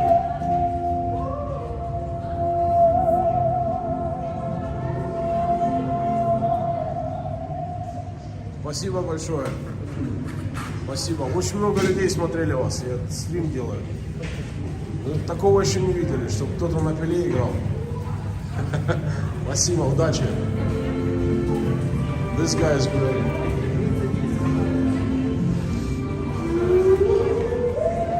Wow, just wow. Wow.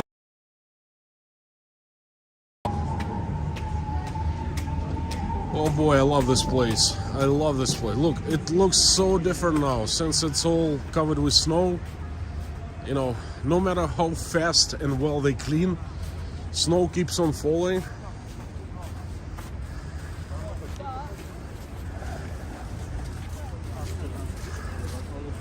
I swear, this when I come here, I get some kind of weird energy.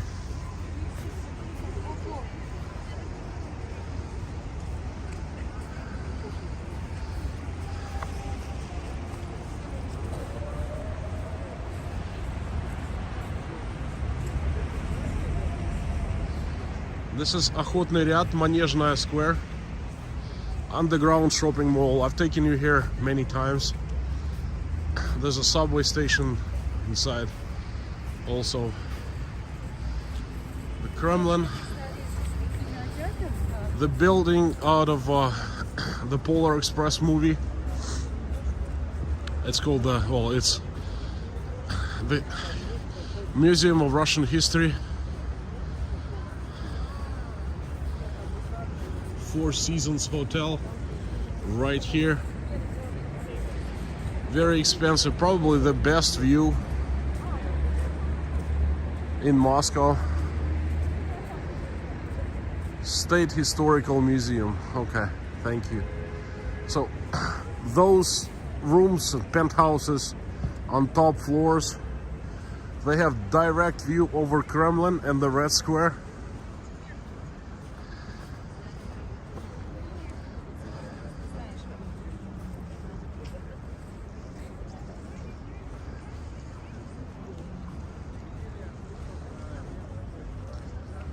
The ghost of the revolution. Fred Sanford is asking a great question. He's asking, do you like living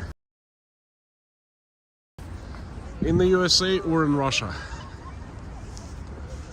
Well, that's a question worth asking by not walking but standing.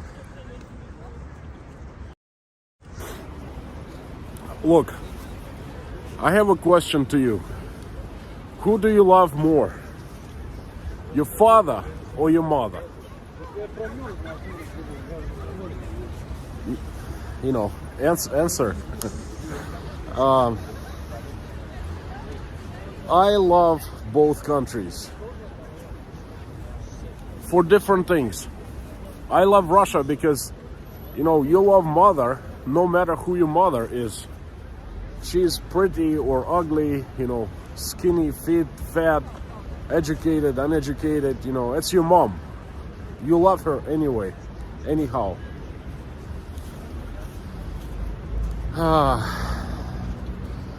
And Russia is not the worst mom, okay? Russia is a great country, great people. I like Russian people very much. My comrades, my family. Russia has incredible history. Dark history and light history, you know, both. And I love Russia because I was born here and spent my first 20 years here. My culture, my language, first culture is Russian. But when I got to the United States, I also fell in love right away because of so many things great about that country.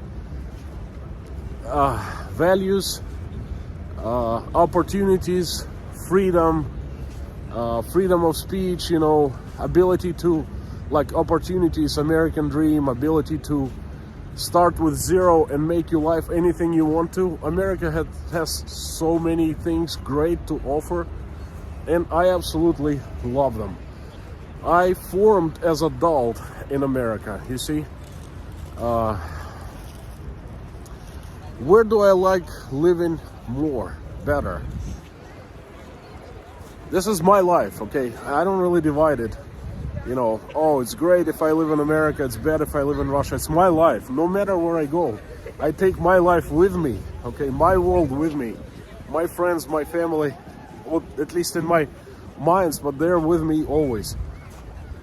I moved to Uzbekistan and I lived there for 2 years and it was great.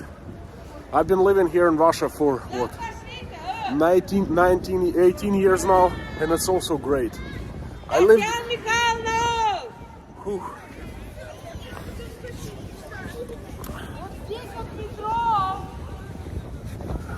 Russian hackers probably, you know. Привет. Hi.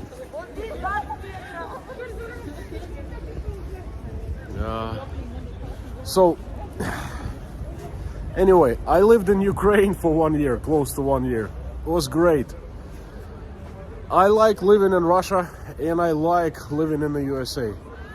One thing I don't like about Russia more and more day by day is that freedoms are being taken away from us, and that's really is bothering me a lot at this point, okay? And that's one thing that I don't like about Russia these days, okay? And that one thing can be big, strong enough for me to make a decision to move someplace else, you know? But the question is where? Where? Anyway, I'm slowly approaching. Guess where? That's right. Pinball says freedoms are being taken away from here too. And this is exactly why I'm asking. Moving, but where? You know, I used to be sure about the USA, but I'm not sure so anymore.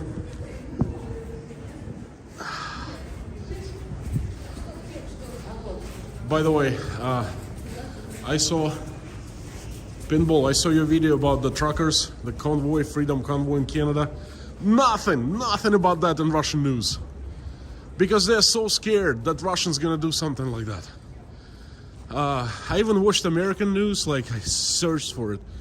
Not much on like big outlets, CNN, Fox News, MSNBC, not much, nothing. Okay, but believe it or not, we had the same thing happened here in Russia in 2016. Farmers in the region of Krasnodar got together, 17 not trucks, but tractors, you know, the kinds that work in the fields, and they actually formed a convoy, and they started moving to Moscow. They officially announced, we're moving to Moscow, we're going to Moscow to see Putin and tell him what's going on, what kind of corruption, lowliness going on here in our region. And it didn't end up well for them, okay? 3 are still missing, I believe, 2 or 3. They were all arrested in Rostov region. Next day after they left, they spent from 4 to 10 days basically on no charges, okay? And I think 2 or 3 are missing since that. So that convoy in Russia was squished. People returned home, and no one has ever thought of doing another convoy like that. So I'm really happy for the Canadians, and I think that's real, you know, real, not freedom, but real expression of people's rights, you know. When people are afraid of government, that's dictatorship. But when the government is afraid of people, that's liberty. And you know what? I like when the government is afraid of people. I like when the presidents run away from people, okay? People get organized and actually do something, and the presidents have to run away and hide out somewhere. That's great. That's great news, okay?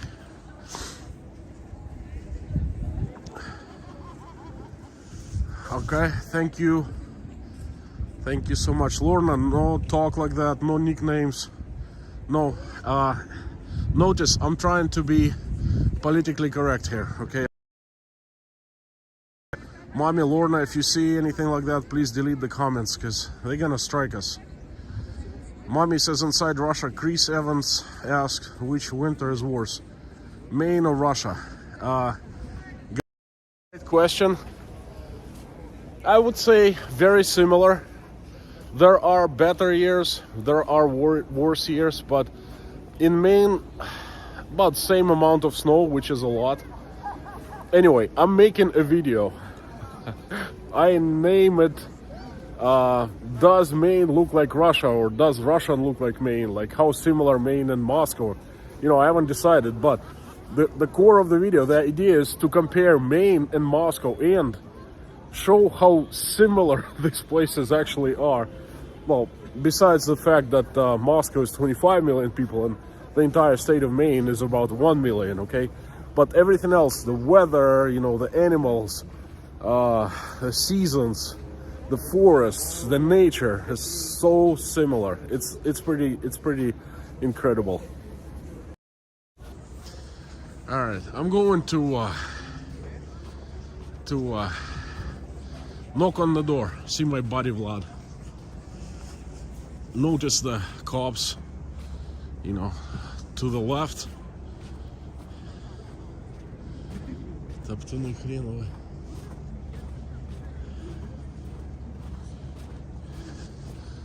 This place is always full of foreigners. This is one of the entrances to the Kremlin. Look at this tower and tell me if it reminds you something. Brian Keith says, take care, my friend. Great talk early. Thank you so much, Brian. Thank you. Still over 200 people here. Pretty incredible. there's a cop to the left, and cops all over, and I'm being watched. But hey, I gotta see Vlad. I gotta see, I gotta do what I gotta do. Promise.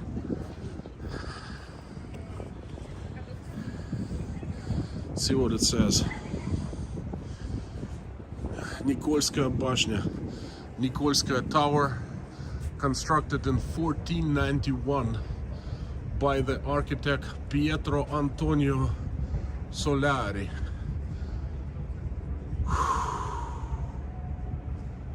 Okay, so the height of this tower is 70 meters. Hey, I want to see Vlad. I want to see Vlad. Open the door. Vlad, please see me. I see that little door right there.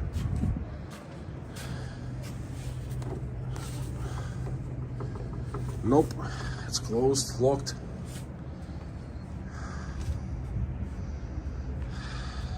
No one's opening. But I did go and see inside and see Vlad once, Watch my video, how I got inside the Kremlin and met Putin. I just noticed there's an icon of a saint, probably protecting Moscow or something like that. Anyway, this tower was built by Italian architect from Venice, so it looks like just a tower in Venice, Italy. And I think they were constructed in about the same time, some 600 years ago. Look, if you've ever been to Venice, this is the Venetian style architecture. All these towers, their styles differ from each other. Look, that's more like Russian style, terem, and this one is so Venetian, it's unbelievable. And that is Spassky Tower, of course, that's the Russian icon. So no Vlad this time. That cop right there might be going to see me and ask me some questions, but we'll see.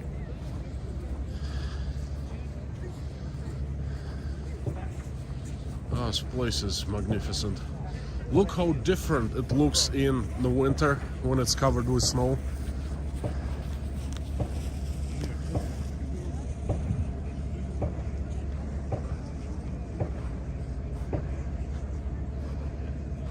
Moscow is beautiful, says Fred Sanford. Thank you for showing us around. Well, thanks for being in the chat, in the stream. Thanks for taking time and actually looking at this place. I also think that Moscow is beautiful. Not only this is beautiful, this is very historic. It literally has like hundreds and hundreds, almost 1,000 years of history behind it. This is the very center of Russia.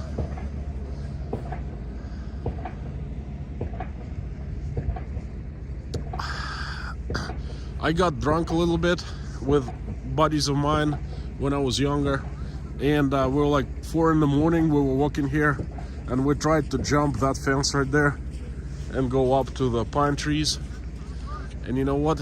As soon as we started doing that, a cop jumped out of those trees, okay?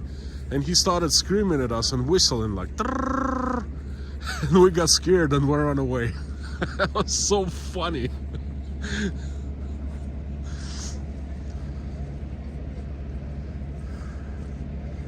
Steve Gilbert says, do you think Lenin body in this really corpse of a wax version? I've been there, I've seen Lenin, that's a real body. Yeah, he's right there inside of that little pyramid, which isn't it strange, right? This place is so full of different strange symbols. Like, look, all the towers are different styles. Okay, I can understand that. They're built by different architects at different times, at different centuries, right? I take it. But why the heck would you have a pyramid, Egyptian pyramid, right in the middle of the Red Square? It's called the Mausoleum.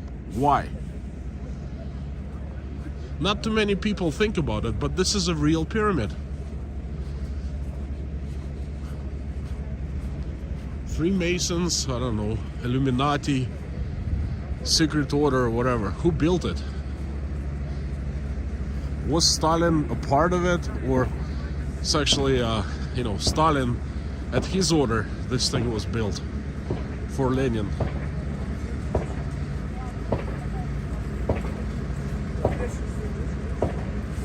Scott Williams, how do Russians think about Alexander Solzhenitsyn?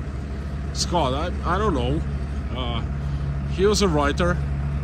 He was pretty popular at his day. He graduated from the university in Rostov, my home city. He was pretty popular, pretty famous in Russia and in Rostov. A buddy of mine actually met him. A good friend of mine I went to high school with. He graduated from the same school as Solzhenitsyn, and Solzhenitsyn came to visit in like 1993 or 94. And my buddy was attending university, and then he met the guy.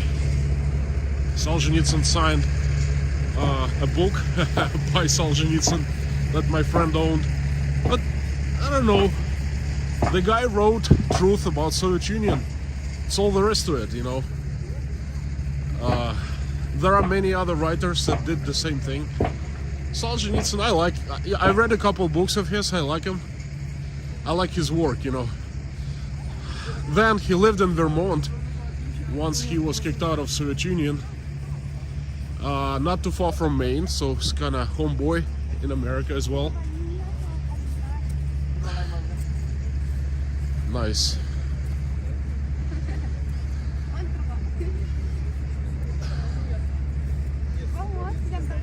А вы откуда? Селфи. Давайте я сфотографирую. Хотите? С какой страны? Вы из какой страны? She doesn't understand me.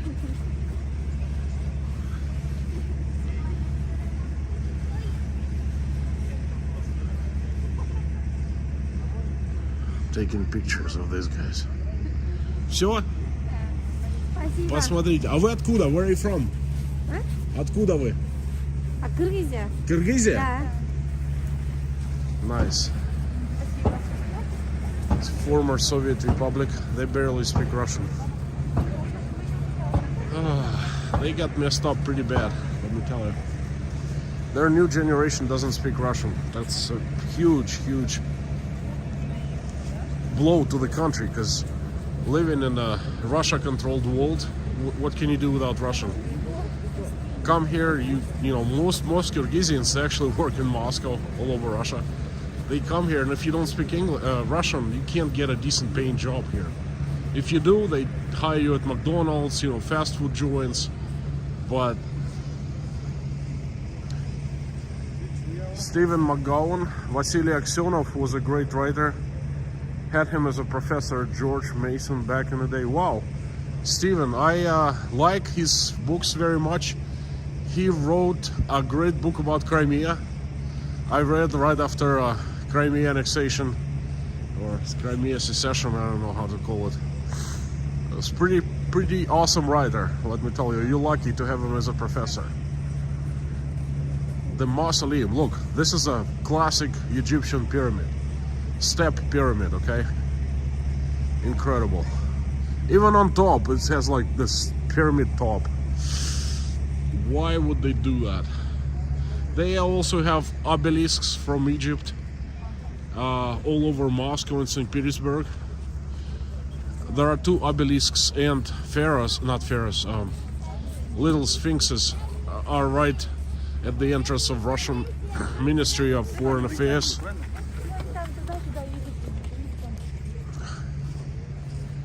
Alright, let me see if I can do a little close-up. Russian leaders from different times are buried there.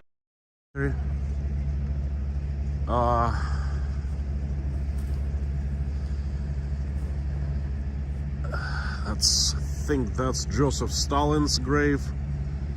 That's Brezhnev is right there, The big boys, they have little obelisks for them. And then, The smaller boys are buried right there in the wall. You see those plaques in the wall? That's actually burial grounds of many Soviet, well, management people. Joseph Stalin's grave always has fresh flowers, like real flowers around it. Smash that like. Thank you, Lorna, and thank you everyone for smashing that like button right there. It's 20 minutes to midnight, and let's get moving. The fair is still up, and the skating rink is still up. I think it closes at 10 p.m. so it's been closed for a while, but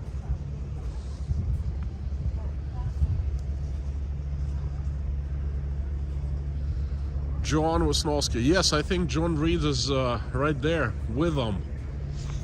He was one of the first Westerners come and praise Soviet Union back in the 20s.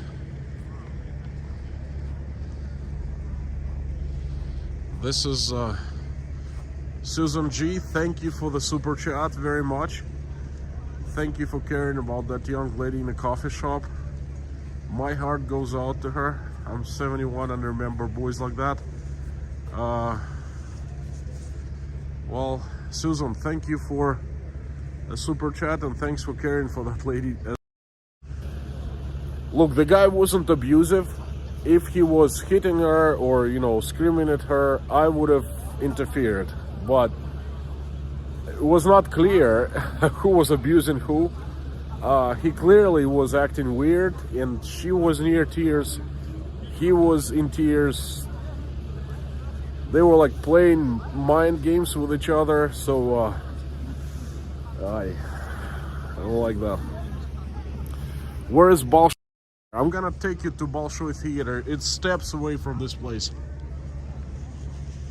Okay, this little, large pavilion is Russia's first channel, like Tonight Show, Dobrое Утро.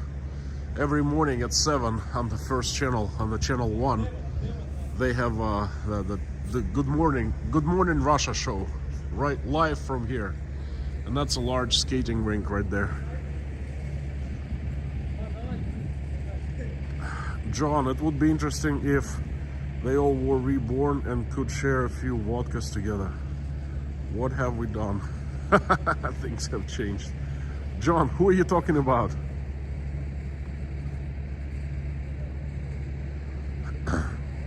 Hayden Higgins, when you were in North America, have you ever visited Montreal? No, unfortunately I have not. I have heard so much about Montreal, but I did not visit it. We had so many people from Montreal. I worked in Old Orchard Beach in one of the hotels. Actually, I was managing a few hotels, so like a little chain, but I don't remember. I think around like 400 or 500 rooms. And in July and in August, more than half of visitors to Old Orchard Beach were from Montreal, French Canadians. Somehow they love Old Orchard Beach, Maine, and I've heard so many stories about that place. I've actually gone out with quite a few girls from Montreal while they were in Old Orchard. Never made it there, and that's one of the things I really am sorry about. Regret, not sorry, but I regret seeing more, traveling to more locations, doing more while I was in the United States. That was clearly a mistake. I should have gone to Montreal, to Toronto. I should have looked at the places, more places. When I came to Moscow, moved to Russia, I clearly realized how much I had missed, okay? And I made myself a pledge not to do that again, all right? And while I'm here in Russia, in Moscow, I try not to waste time staying home, sitting home, you know. I try to travel, reach out, see places, and now doing my best, okay? Please, no wax talks. The only talks about wax we can talk. Sex wax by Dr. Zorg. That's wax for surfboards that I used when I was surfing. That's all we can do about wax. That's not wax, that's wax. While we wait, has a question: how long do they keep Christmas lights up and what time is it? Well, it's easy to see the time. Look up. Just look up. You see what time it is? 15 minutes to midnight. Russia's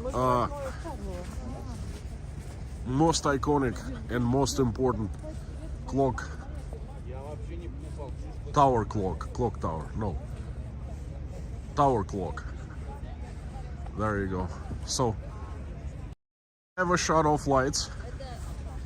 They keep them not 24/7, all the time when it's dark. In the summertime, it gets dark around midnight, around this time, and it gets light again around 2:30, 3 a.m., believe it or not. So now it's dark all the time, but in the summer it's light all the time. So they never shut off lights. They stay like that all night long.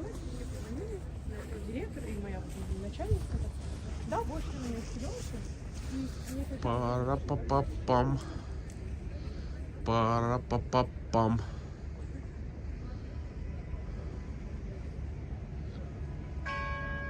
Boom, boom, boom. That's it. In 15 minutes, midnight will be big boom.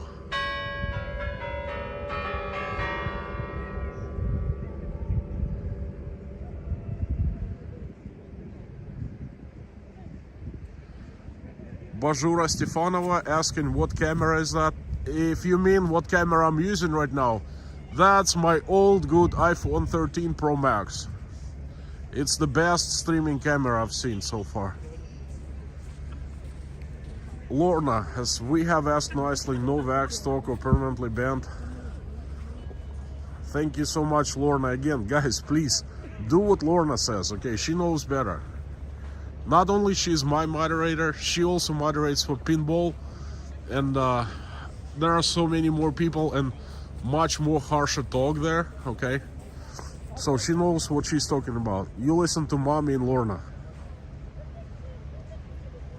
No short preparedness. No, you guys, I totally forgot. Sean, thank you for reminding you. Listen, you guys are awesome and you rock, okay? I really love to have you on the channel. Fantastic crowd today. I can't believe we had 250 people. I cannot believe that. Wow. Thank you so much. That's such a pleasant surprise, you know. Lenin Bell still sings.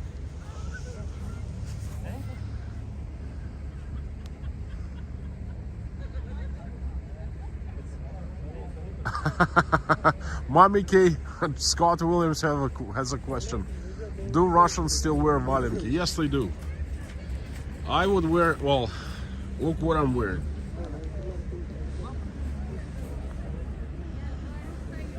This is French valenki, okay?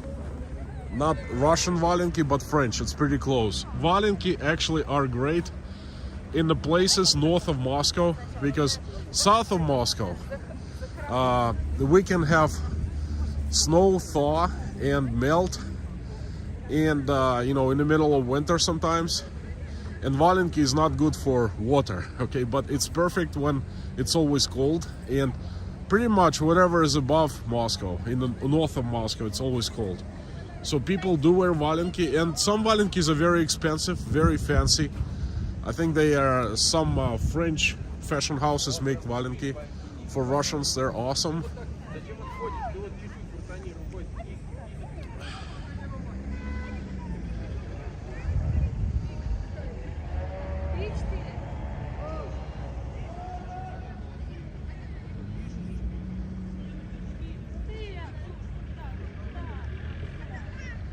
Mariesi, history fact. Kremlin was built by Italian architect 400 years ago.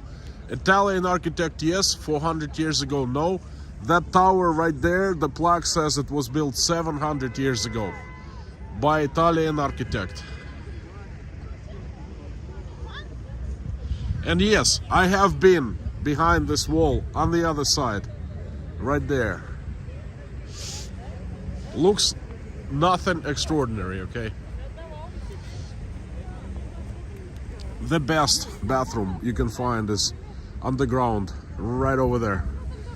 In case you have a, nature call and you caught in the Red Square, this is where you go.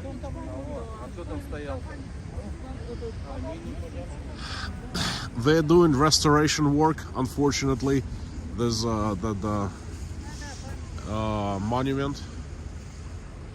Unfortunately, it's all closed up. But you've seen it before. I mean, I took you here, in the summertime. I think in the fall, it's still open. Lee Vermel, say hello and much love from real Americans, not the warmongers. Thank you so much. I don't think we have many warmongers here. Certainly not on Russian side, and I doubt there are any in this live stream.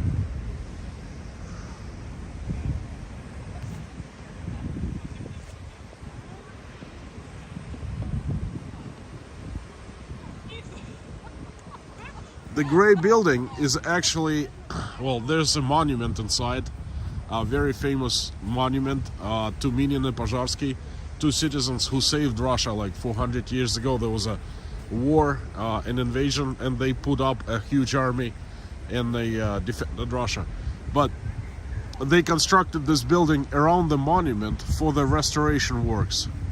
Okay, by the end of 2022, they're gonna finish, and I guess it's gonna be good for next 100 years. Let me show you an interesting place. Again, I've taken you here before. Looks a little different with all that snow on. This is where they executed people, chopped off their heads, lobное место, for crimes committed, for theft, corruption, for, I don't know, whatever they did, for executed people for back a few hundred years ago. Right here. It's actually, from what I understand, this place keeps getting moved on the Red Square.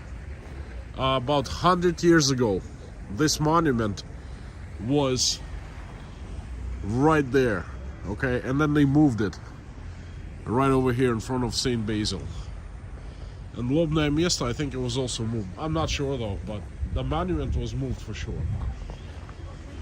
Cops.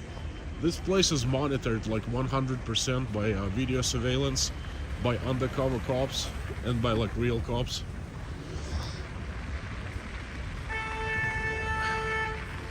Please watch what you say. This channel does not need. Thank you so much. Pinball. No, North Shore. I want chocolate cheesecake. Good, Sean. If you could come over in about half an hour, I would buy you one. Lamont, Sanford, Constantine. Are Americans welcome there by the locals? I'm considering visiting that someday. Lamont, let me tell you a secret. Don't ever visit Moscow. Americans not welcome. As a matter of fact, there are huge vampires. They're let out at midnight every day, and they hide for Americans. Once they find Americans who are on the streets and don't hide inside by midnight, suck all the blood out of Americans. And, these bloodless bodies are taken to the Kremlin behind the wall, and then Putin comes out and dances on their bodies, Never. No, I'm joking. I don't know what to say. I mean, I'm yet to see one fact of harassment of Americans here in Russia in my almost 20 years here. Americans used to be like treated like rock stars here. Not anymore, less so, but still very welcome. In this particular place, I met so many Americans, and actually in live streams that I did in the past, there were Americans from Georgia. There was just like, son of a gun. They flashed laser right to me. Hey, as a family, right? Are they watching my stream?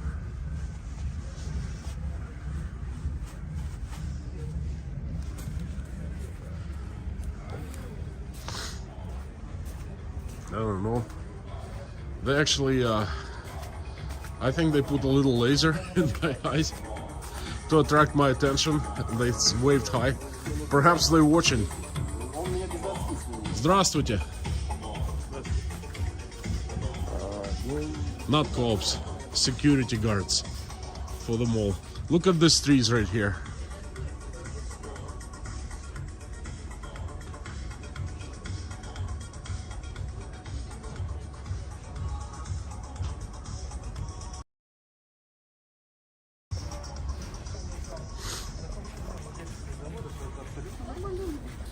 Ну, видимо, заводики.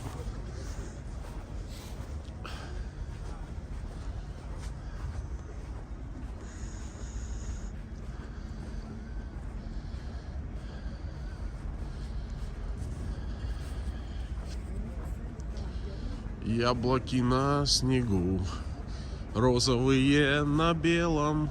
Что же я наделал с яблоками? I love these trees. This thing looks like apple. Look. Check it out.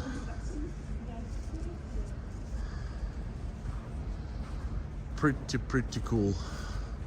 These people are waiting to get inside. Oh, restaurant is still open.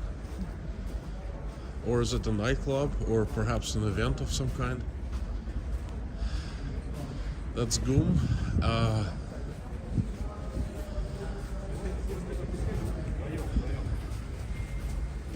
Tax-free.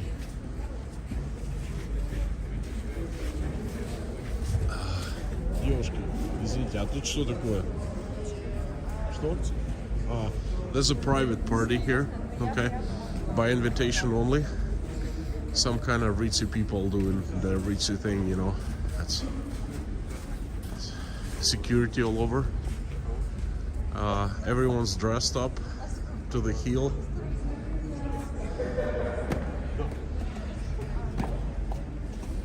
Some people are getting in and some are not.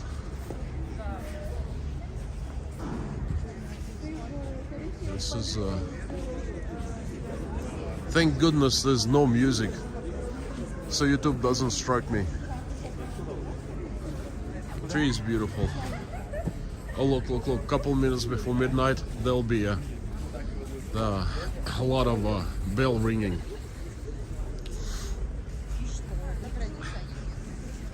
Look at this place, it's friggin' magnificent.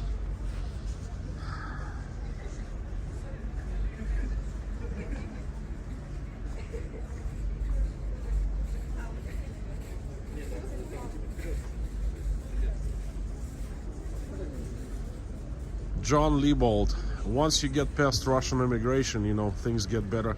Trust me, American immigration is nothing better than the Russian immigration, even worse. Okay? I have yet to hear one single time that Russian immigration would turn people away from Russia, Americans. And I've heard stories about American immigration not letting in Russians, even with visas, inside of the country. So I'd say Russian immigration is much friendlier. Martin Willis, try bringing your dog from the US to Russia. Well, you know, it all can be fixed, you know. Martin, we discussed that. You told your story. Just takes a little bit to, you know, a little bit to pay to bring your dog inside Russia. Anything is possible in this country. You're just gonna know people and you're gonna, do things.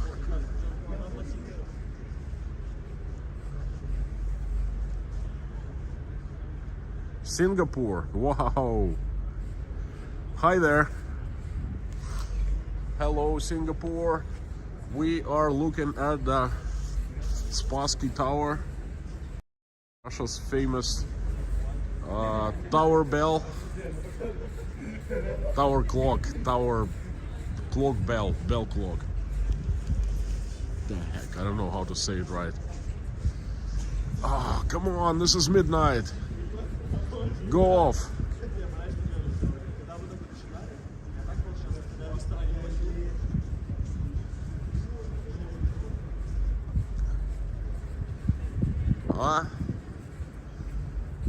To me, it looks like it's midnight right now.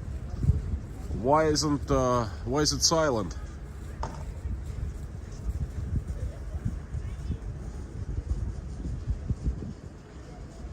Well, I'm getting tired of standing here and waiting for this to go off. Boom, boom.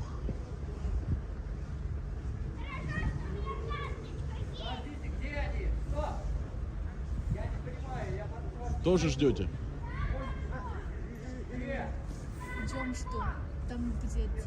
Boom, boom. Oh, where are you from? You guys from China. Hey, say hi. Hi. You speak English? Yes. Hey, tell me more about China. What's going on?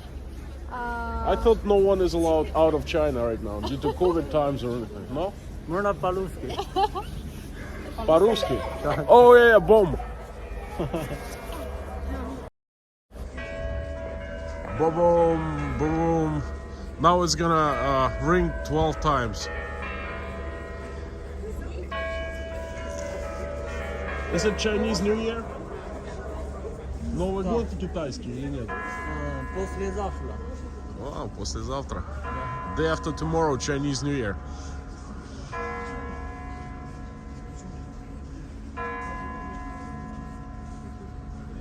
Boom. Can you hear it from there?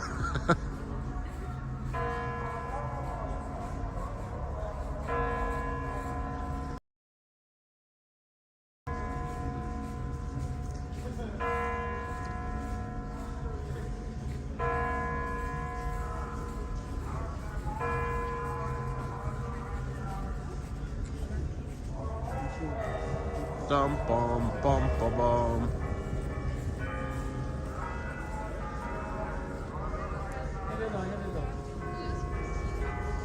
The guys speak better Russian than English.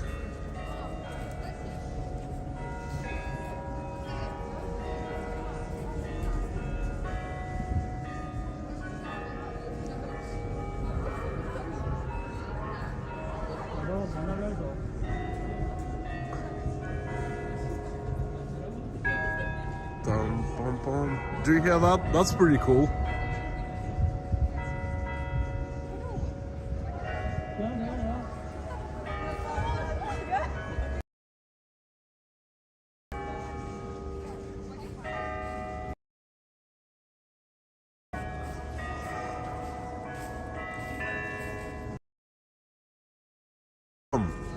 Holy cow. На втором этаже люблю спать полпервого.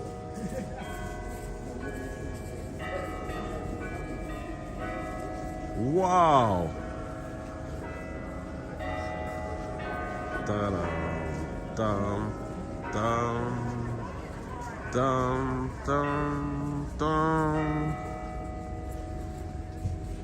Good morning, everyone. This is past midnight here in Russia.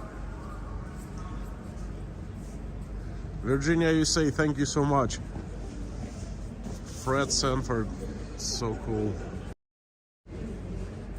Let me give you a different picture.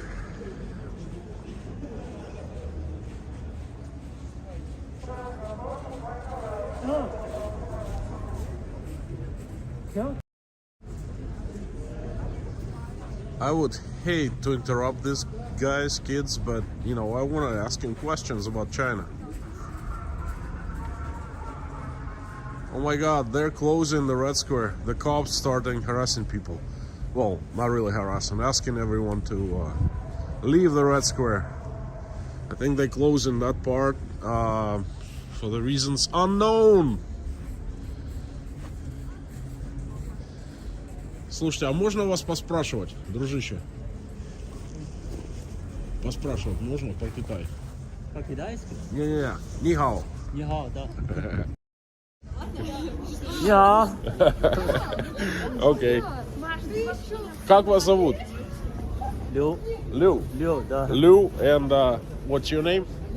林 Liu and Lin. 的 А что вы в России делаете? What are they doing in Moscow? учился. You're students. Да, Студенты, да? студент. Oh, I thought you came from China. Я думал, что вы из Китая приехали. They're students. They live in Moscow. Ой. Hang on, like this. Нравится в Москве? How do you like Moscow? Да. Love you. I Like very much. But tomorrow we will go to Egypt. Egypt? Yeah. Nice. Каира. Yeah. Cairo? Sharm el-Sheikh, go swim in the Red Sea. Yeah. That's nice. Hey, my channel is called Inside Russia. У меня лайв, посмотрите, подпишитесь. Вы будете там. Вы блогер? Да. А как вообще в Китае дела? How are things in China? How do we feel? Как дела? No, в Китае. Все хорошо. Все нормально. Все хорошо. Ковид, там это, пандемия, вирус. Состояние, да. Да, как у всех. Конечно, лучше, чем в всем мире. So, Lin is saying that CV-19 is better than an entire world. Okay, it's safer. Go figure. Я. Понятно. А вы обратно в Китай потом поедете, когда отучитесь? Через Are they going back to China once done studying here? after half year. Half year. 6 months they're going back to China. Yeah. Смотрите, почему нет китайских туристов здесь? Сейчас Да. мы сделаем интервью, да? Да. Почему нет китайских туристов? Потому что граница, за границей. Россия или Китай? Китай. Китай. China is closed. I'm saying why there are no Chinese tourists. They're saying the border is closed, China is closed, Russia is closed, you know. We should consider about people in Chinese. Come join us. You speak English? Just a little bit. Where are you from? We are from here, around local. Moscow. No, seriously, where are you from? I'm originally from Armenia. And Armenia. From Egypt. Egypt. Ah, You're from Sharm el-Sheikh. no. Alexandria is good. Okay. So this place is as warm as Egypt in the winter, huh? Yes. You can go out and take a sun bath and swim here. Did you swim on Epiphany? Yes, okay. That's pretty cool. We have a little international community here. So you enjoying Moscow, guys? Yes. You're from Armenia, Yerevan. Yes. No, Yerevan. Where from? I'm from Stepanakert originally. Nice. But I'm living here more than 30 years. 30 years. So you're a local. Speaking. That's why I said You don't look local. Let me I talk. know that. Yes. I thought you're from Los Angeles, Glendale. Yes, of course, Glendale. It's the place of many of me. All Armenians who don't live in Russia or Armenia are from Glendale. I swear. So okay. All right. I think I'm gonna let them go. Thanks, guys. Oh, they know each other.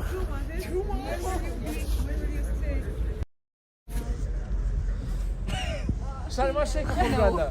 Sharm el-Sheikh, yes, go Sharm el-Sheikh, swim. Then take sun bath. 我们都会去哪里？ You guys have fun. Thanks. Thank you. Good luck. 拜拜。 We'll go to Полиция едет, видишь? That was so cool.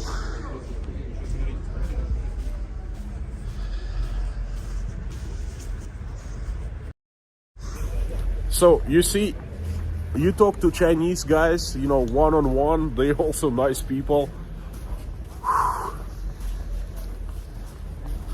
Boy.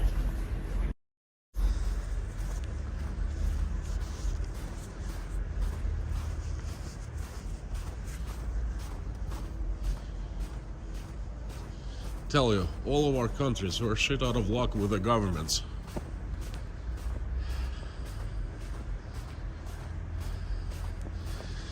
All right, leaving the Red Square, and I'm taking you to Bolshoi Theater, and I'm gonna end the stream at Bolshoi. It looks like we have 10 people, over 10 people.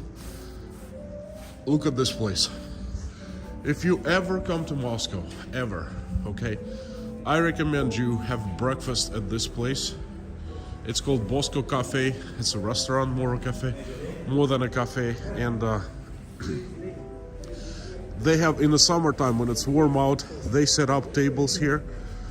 You see right now, there's no place to people to walk by. Once the skating rink is gone, the Red Square actually begins right here, and it goes all the way to the brick walls. So they take a few tables and they put fence over it, and then tables are right here. And this is my most favorite place to come and have breakfast in Moscow. This place is not cheap, but you know, it's really worth it. I've done it a few times, and one of my things on the bucket list is to bring Natasha here for a date early in the morning. Well, not early, but for breakfast, you know. This is just one of those places you've got to do. Fat American, thank you for your super chat. American news says Putin wants Ukraine back. Yeah, Putin wants Ukraine back. What can I say? You know,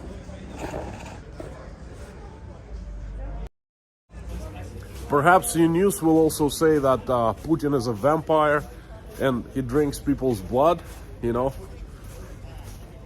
Might as well, it's the kind of same thing as he wants Ukraine back. Back to where? Ukraine is a state that's been separated from Russia for the past 30 years. They have like the whole entire generation of people who don't speak Russian, okay, the younger people. They don't really like older generation, couple older generations. They're Russian basically. But the new kids, they've been fed this propaganda for the past 10 years. They don't really like Russia. Where are we gonna take, well, why do you need it for?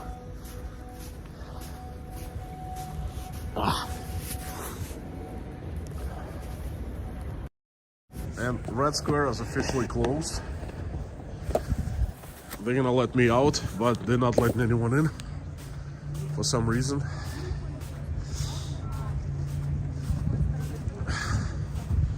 I'm gonna say hi to the cops.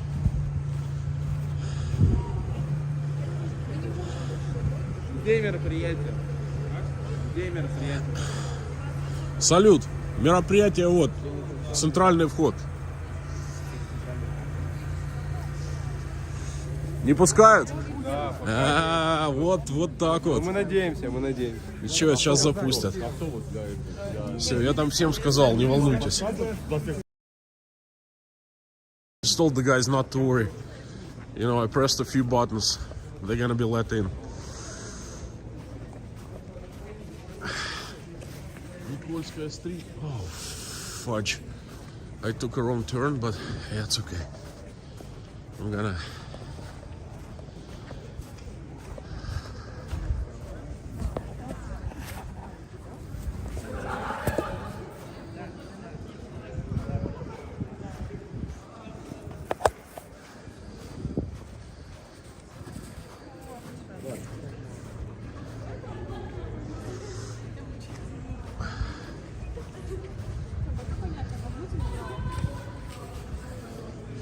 Nikolskaya Street is a walking promenade, very popular with people. Tons of different little cafes, restaurants.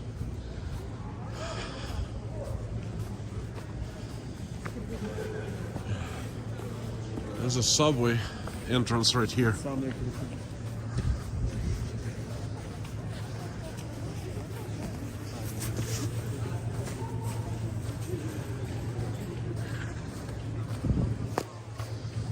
Somehow they don't take out trash very well here lately. Last time I was here a few weeks ago, same thing, tons of trash not taken out. Today is better, but still not too great. Overall, it's fairly clean. Past midnight, and quite a few Russians are still out. I think it's like 50-50. 50% locals, 50% tourists, both domestic from other Russian provinces and cities, and foreign tourists.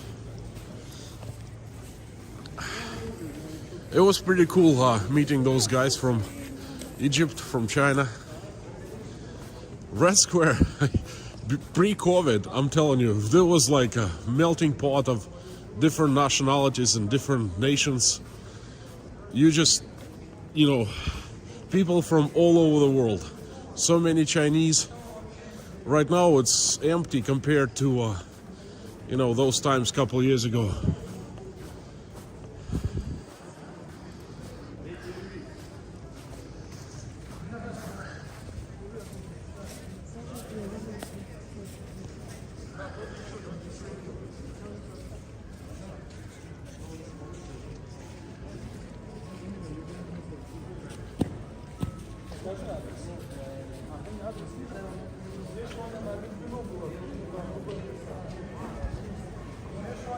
Love the sound of snow when you walk. I miss that in the UK. Yeah, it's not that cold. Usually when it's 20 below and lower, there's a crackling noise, like when you walk. Right now it's just a little bit of that. It's not too cold. It's actually a fantastic night in Moscow.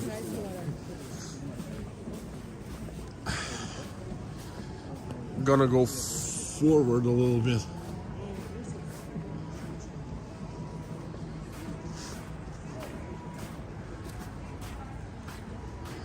The heck is this?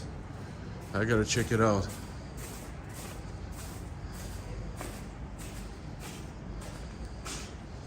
This is some kind of a pub.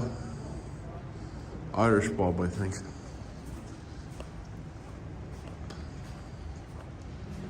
That's pretty cool. Музей оружия, weapons museum. I never knew this little square existed.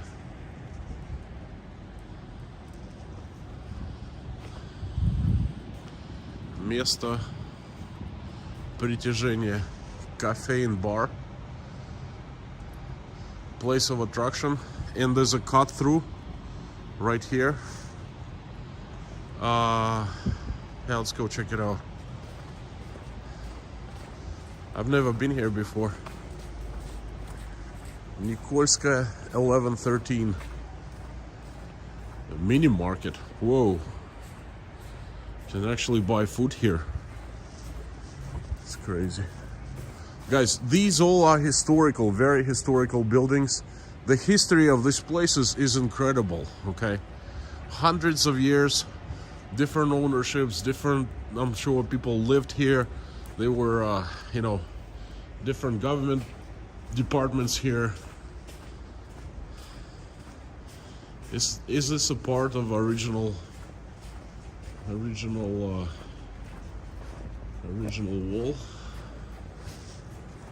No way. Really?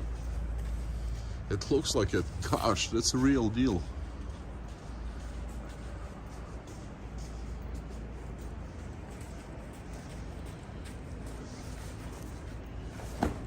Oops. Careful, it's slippery here. Holy moly.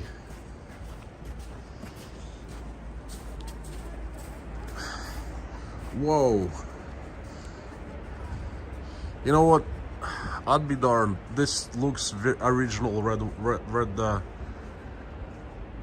Kremlin wall. Red brick wall.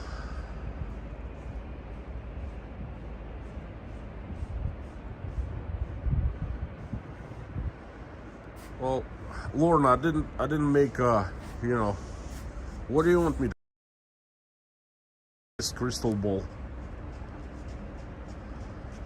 Fat American, why do you think America is the most diverse country in the world. Also, American news trying to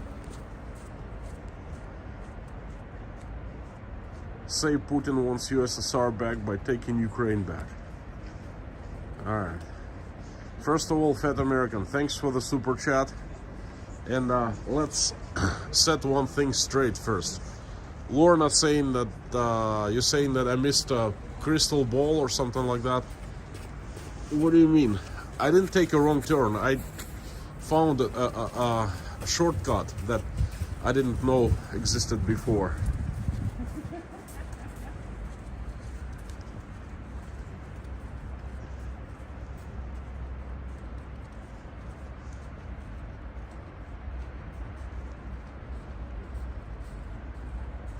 Fat American, I'm gonna answer your question in a couple of seconds here.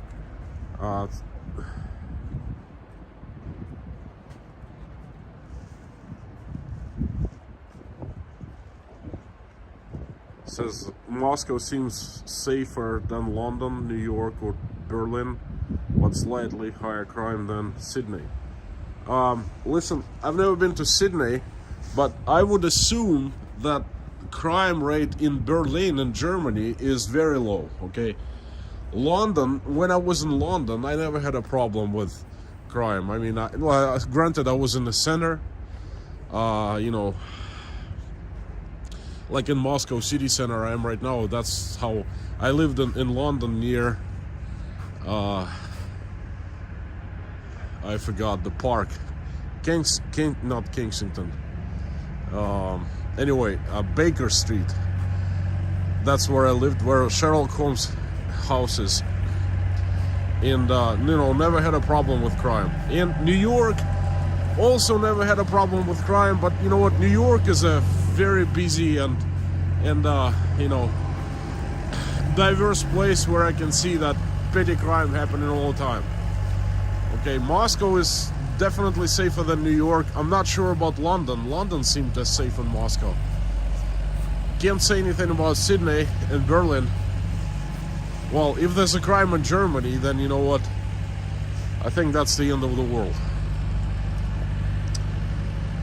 Fat American, USSR. I actually talked about it quite some time ago. In the beginning of the video will be about answering your question, the entire video. I actually filmed partially. I have heard this thing started appearing in the Western news that you know, Putin wants to create USSR 2.0.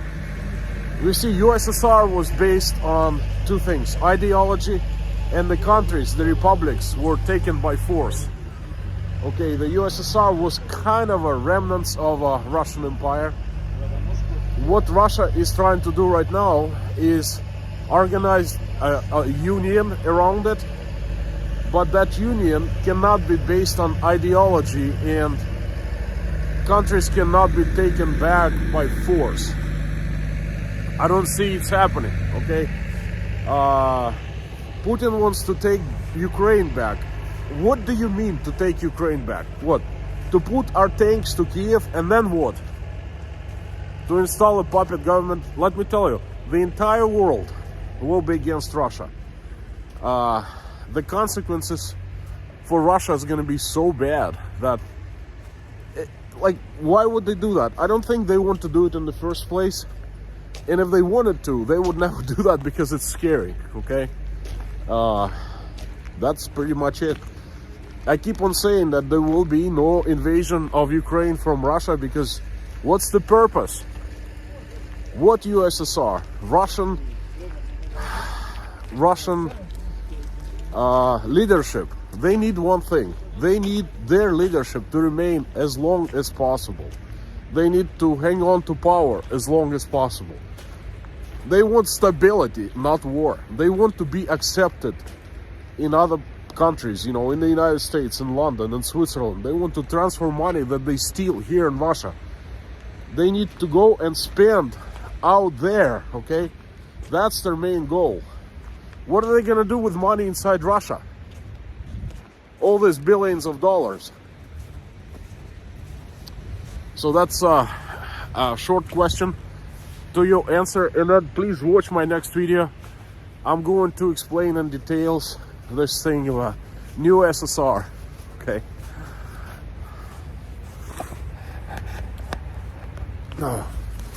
Go back. I start getting cold. Go back to the main camera.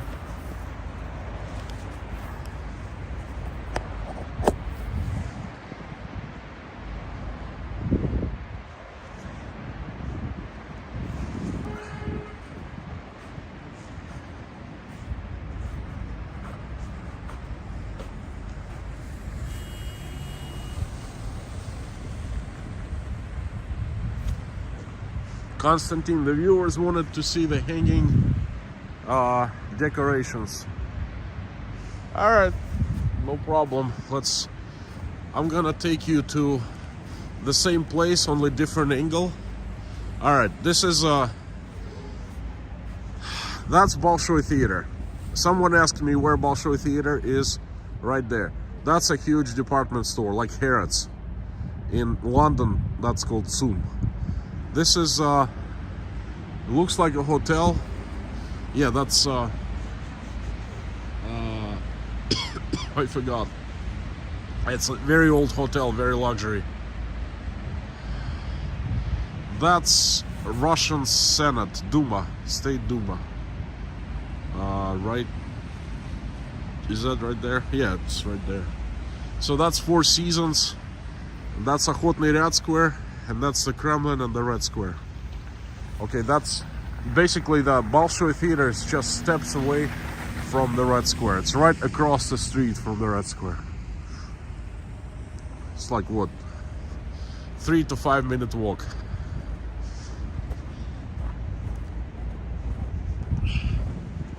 All kinds of decorations here. Check out, it's really beautiful. It's much more beautiful in real life than the camera shows.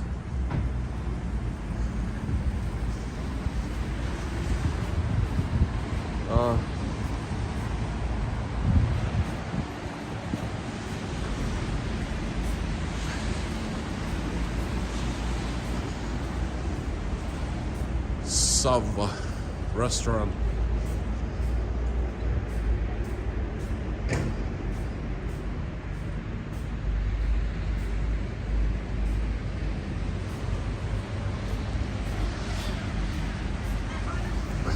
Oi. Almost fell down. I apologize.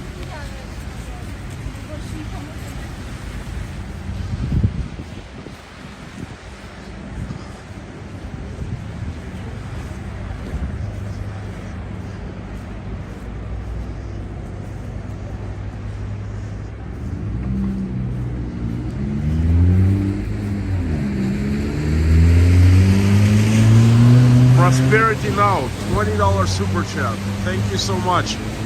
Much appreciated. Ace Maduro says you were making me want to visit. Look at this place. If I was you guys, I would visit, okay? This is safe, civilized, you know, beautiful, lots of history, very interesting to come in the summertime. June, July, August, the best months. You know, I'm gonna be out and about filming and streaming every other day in the summertime, because Moscow is probably the best place in the world in the summertime. In the winter, it sucks. Well, you know, still, it's okay to be here for 2 or 3 weeks. But after that, it gets old, you know what I mean? Snow every day and cold every day and stuff like that. But look how beautiful all these decorations are.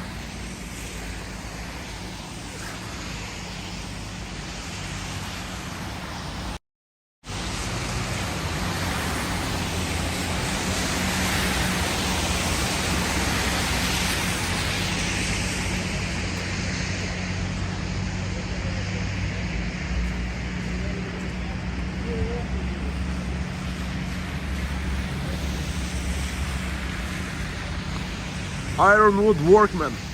Look, if Russia and Ukraine go to war, God forbid, can Putin stay in power, his rating will go through the roof. I'm pretty sure, because, you know, they're gonna make it like a holy war, you know.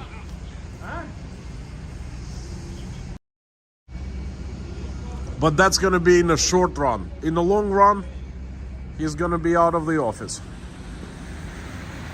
And I think he knows that. Same thing for the Democrats. You know, if they go to war, their ratings will soar, but for a short time, and then they will crash so bad.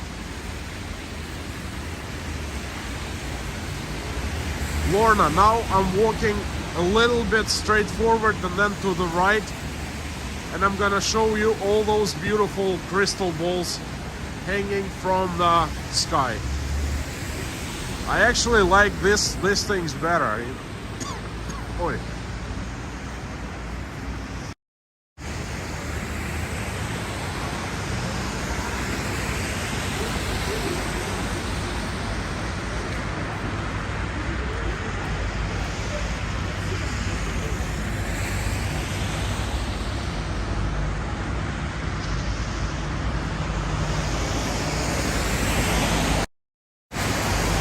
By the way, Lorna, thanks for reminding me.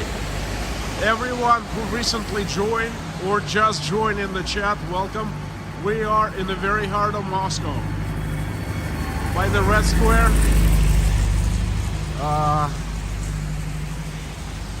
I've been walking around. I took everyone to the Red Square, around the Red Square. Now we're going to see more beautiful places. And no, Russia is not going to war with Ukraine. No way.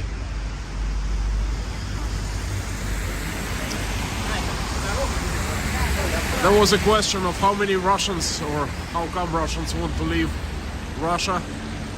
A lot of people want to leave Russia, and that's because of one single reason. The freedoms are being taken away from us on a daily basis. They tighten screws more and more every single day. Things are happening here quite amazing, you know.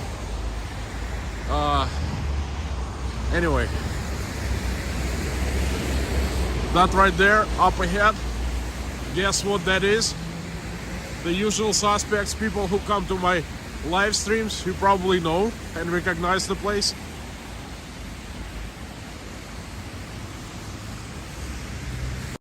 Close a look.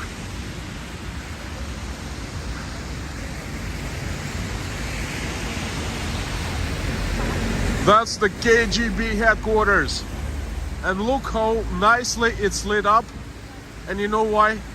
Because it's been celebrating the death of James Bond for the past 2 months, you know.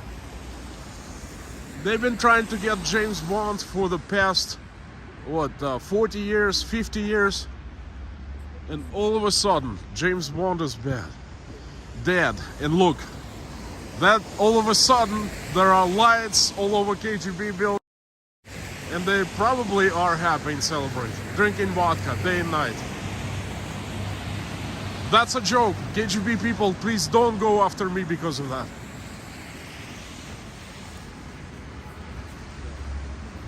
Okay, going back to see the crystal balls. This is a pretty store, pretty store. Dolce & Gabbana, Moscow.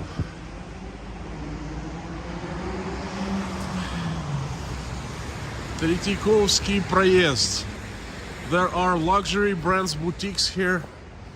Dolce & Gabbana, Valentino.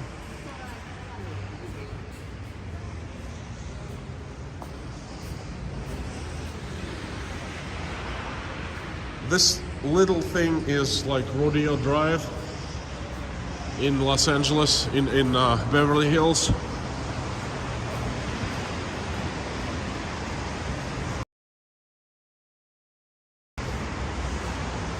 Roger Jackson, thank you so much. Super chat received. There's no question, no comment, but thank you very much. Appreciate it. Tom Ford, I think that's American brand.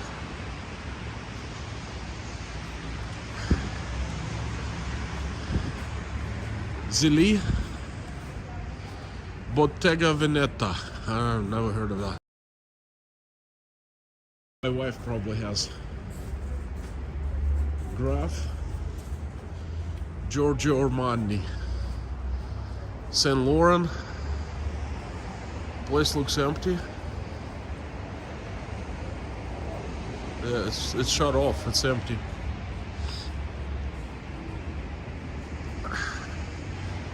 Oh gosh, there were times where I used to fly to Milan for clothes shopping. Now I have kids.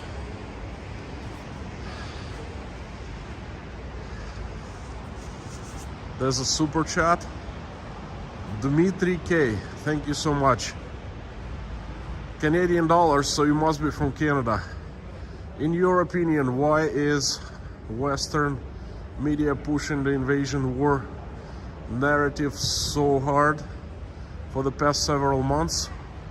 Although it seems like war is wanted by the West, being started by Russia. Okay, Dmitry, thanks for the super chat. I will answer a question in a minute or so. Let me just show this place. It's pretty cool.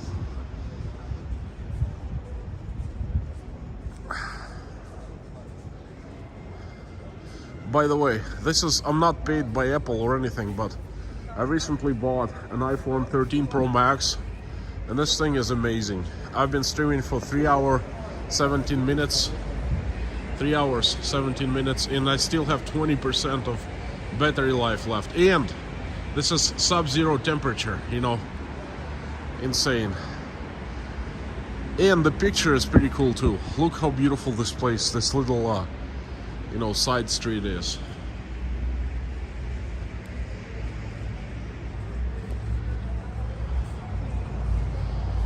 Now, let me tell you, if we go to war with the United States, with NATO, with Ukraine, what are these brands gonna do? Chopard, Giorgio Armani, you know, Apple and stuff like that. Well, how are they gonna sell in Russia?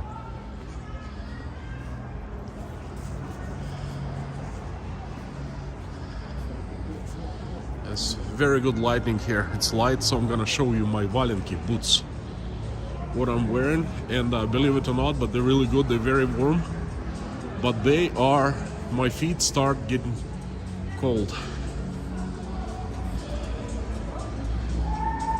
This is what I have.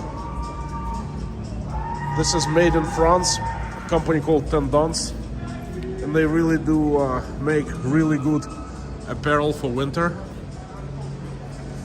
But still, even in these boots, after like 3.5 hours working in Moscow, my feet are getting cold. Wayne, $5 super chat, thank you so much. You have girls. Oh man, much more expensive. And they may be shopping there and you don't know. Wayne, thank you so much for the super chat, and you're absolutely right. Spot on. I have goals, and not just one goal. Let me tell you one thing. Once the girl goes to college and becomes college student, that gets more expensive, much more expensive than when she goes to school, you know.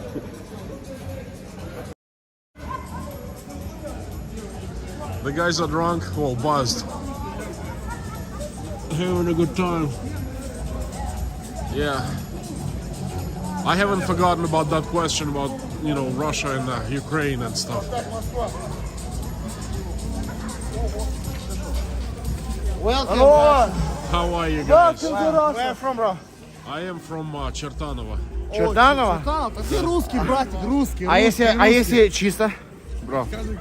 А если так, он уже сказал на русский все. Армянин? Какой он русский, блядь, мужик, русский. Давай. Russia, Russia. Go, go, go. Go, Russia. Welcome to Russia, мать ваша. They actually did not believe that I am Russian. This is so funny. There's a nightclub here, obviously. Around the world. Alright, Lorna, guys, is that what you wanted to see, the crystal balls?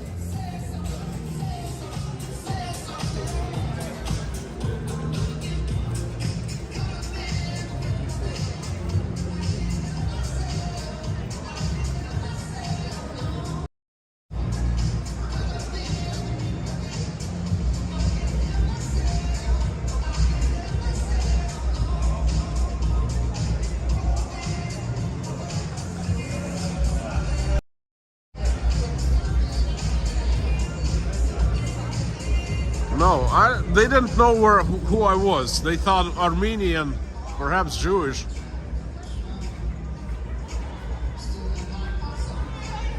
Thank you, another super chat, $20. Thank you, Konstantin, for all you are doing tonight. It's been a great tour. Thank you, guys, and you know what?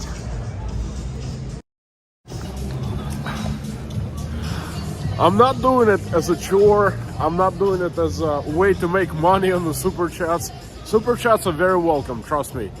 But I'm actually enjoying doing that.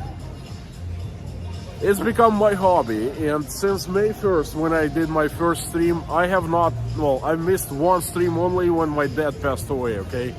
Even a week after that, I forced myself to do a super chat, and it was actually a good experience to kind of, you know, distract myself from things.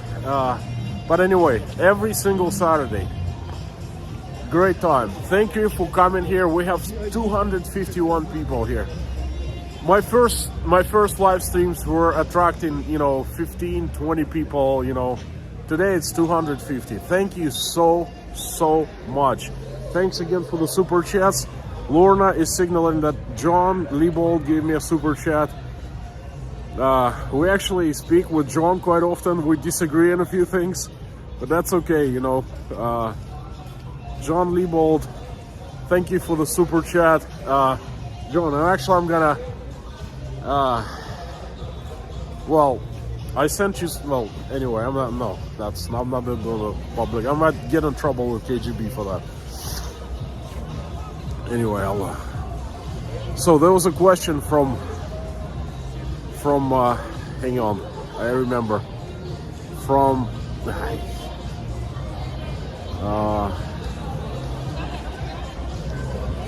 a guy from Canada about Russia-Ukraine question.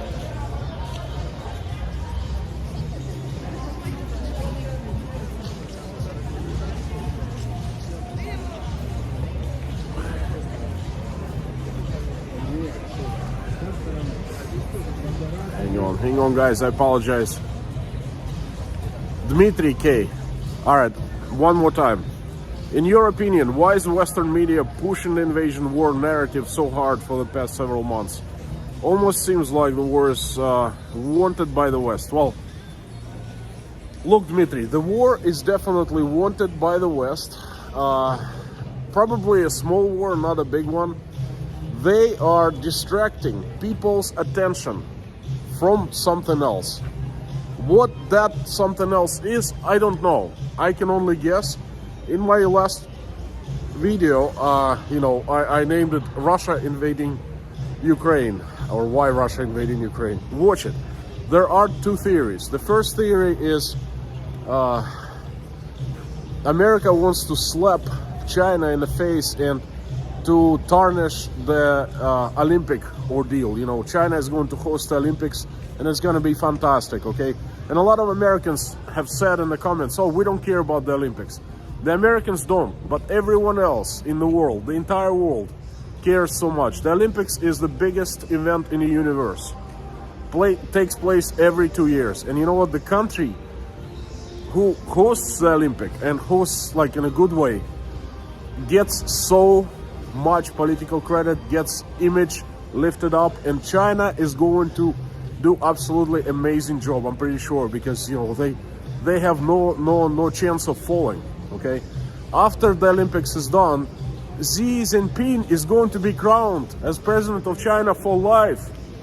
Okay, and perhaps Americans, by having this war, Russia and Ukraine, they want to distract the attention of the viewers from all over the world to this event. Okay, that's one theory. Another theory is that there are traitors in America, okay? And that China simply bought them out. A few people in the key positions, and they're trying to have the United States and Russia clash, and no one's gonna win. Both countries gonna lose. Russia and the United States gonna lose, okay? And one way or another. And then China come out victoriously. And the third is the current administration doesn't know what to do. Current administration doesn't know what to do. The ratings are falling, and they need something to distract from high inflation, from raising prices, from the people getting angry of CV and stuff like that. So, listen, buddy, that's as far as I understand the situation. I could be wrong. I'm not an expert. I'm not a political professional. Anything like, far from it. But this is how I see it. And yes, I do see that Western media is like, it almost seems like it wants Russia to go with war. It's waiting for Russia to invade. I don't understand why. Crazy. Anyway, answered the question. And let's go to Bolshoi Theater now.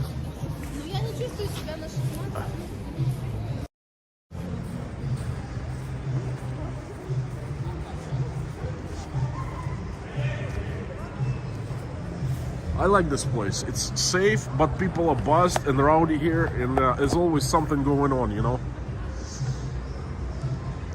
But it's all good.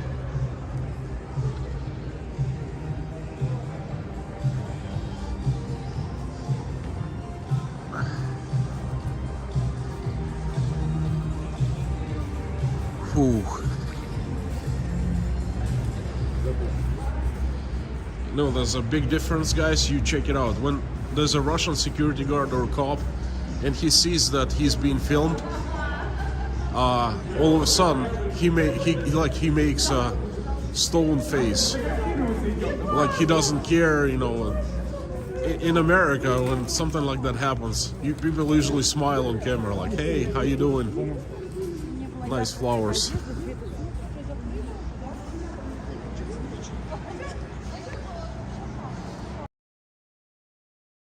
Fantastic side street.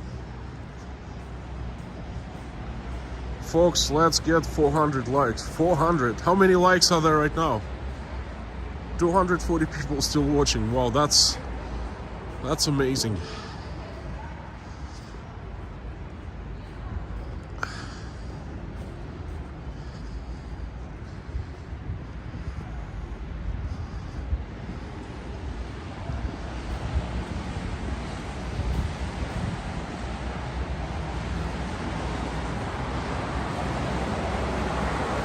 What's the temp? Very warm for Moscow. Now it's right there. There's actually a thermometer. It says -5, which is 20 degrees Fahrenheit, something like that. But there's no wind, and it's fantastic. Not too humid, fairly dry. Very, very nice. Let me show you.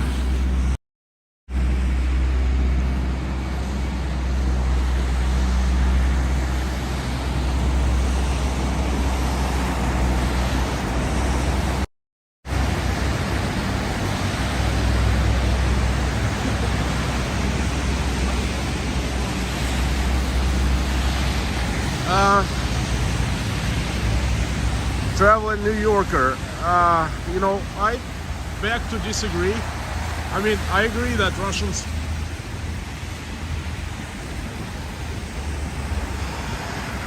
how do I say that? Americans not so superficial. They just, I don't know how to form this opinion in English. Anyway, Russians are okay. I understand Russians on genetical level because I'm one of the Russians. And when people don't smile, that's okay. But I really liked it, even when people were superficial. I really liked in America when everyone smiles to you, says hi, and ready to listen to you, and a little bit at least.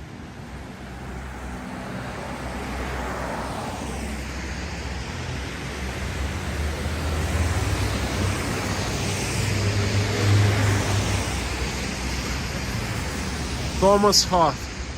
We're not discussing Ukraine anymore. I'm sick of discussing Ukraine, okay? If you want to discuss Ukraine, really discuss, come to the workshop tomorrow. Go into the community section, see my last post. Looks like I'm giving the workshop, and we will discuss all you want. I will give you the brief history, both sides stories from Russia and from the United States.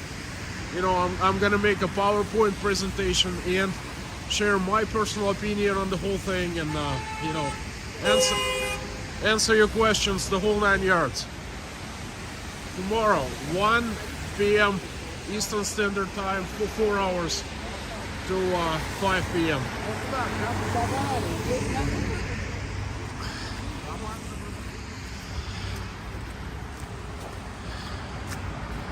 Enough Ukraine, just let's enjoy this wonderful place.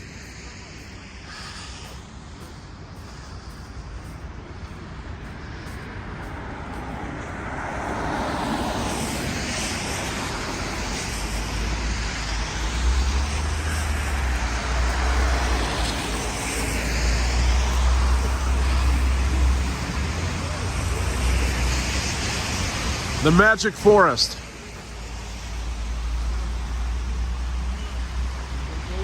Opa, gotta hurry up.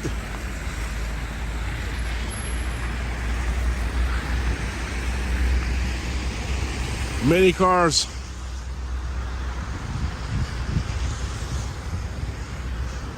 All waiting for me. Nice.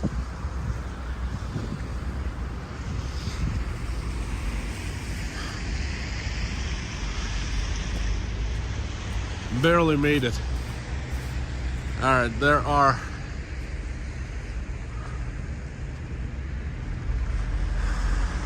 memorial to victims of totalitarianism, Solovetsky Stone, that way. I was there in one of my streams, I took you there. Lubyanka Square is where KGB headquarters are. Moscow, Kremlin, Red Square, Театральная metro.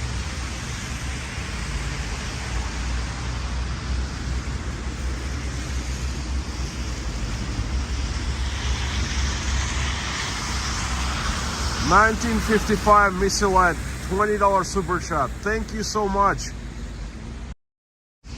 Thank you so much. Very, very much appreciate it.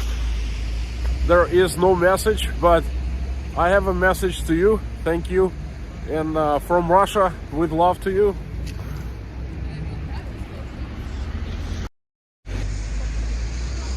Thomas Hoth, who was enslaved?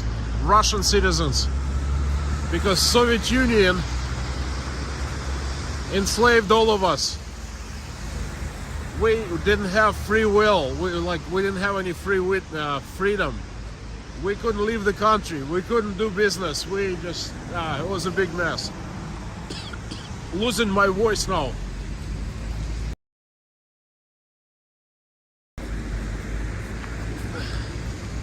There are YouTubers here too, huh? Nice.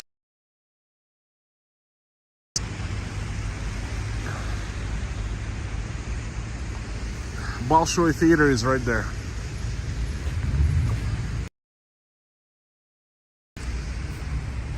Меня снимаете? Не, смотрим, что А сняли. вы что делаете? Да снимаем. YouTube или для себя просто? А для себя девушки. Красоту. Понятно. А вы откуда? Ого, мы с Луганска. Да ладно, из Да. Украины.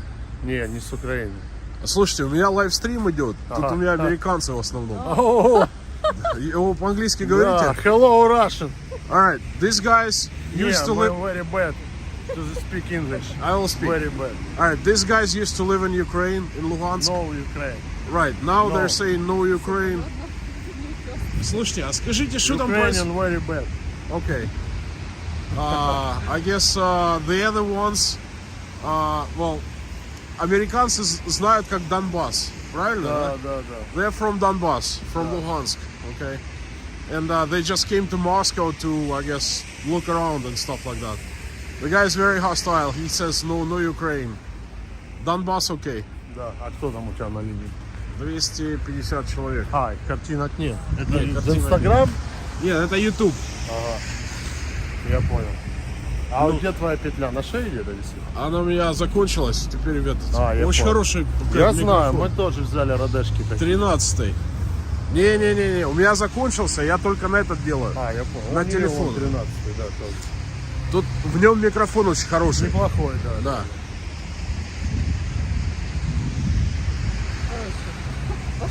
А вы откуда? С Москвы? Да, я из Москвы, да. Из Ростова вообще. Я понял. Ну ближе к нам там. Да, ездили, когда Украина еще была, ездили в Донецк на хоккей. А да. там есть хоккейное поле, да? В Донецке, Да. там клуб КХЛ был. Я не помню. Да. Было. Мы ездили туда смотреть. Понятно. Ладно. Ну привет американцам тогда, да? They're saying hi to Americans, you know.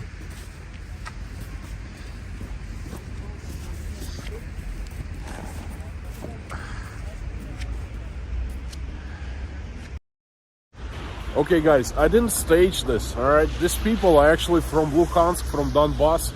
And when I asked him, you're from Ukraine, you saw that. He started like, no Ukraine, no Ukraine. I guess they're pretty angry. I didn't even go there, keep on asking them questions about that stuff. I sensed like aggression and I'm like, okay, but it's too bad. So many people's lives were affected. You know what? I have a pretty strong feeling that these guys don't want to become like Ukraine back, to go back to Ukraine. What do we do now? The thing is, I don't want them to become part of Russia, because that state, those states, Donbass, Lugansk and Donetsk, they're not Russia. They do not need to be Russia, okay? But look what these guys are saying towards Ukraine. Anyway.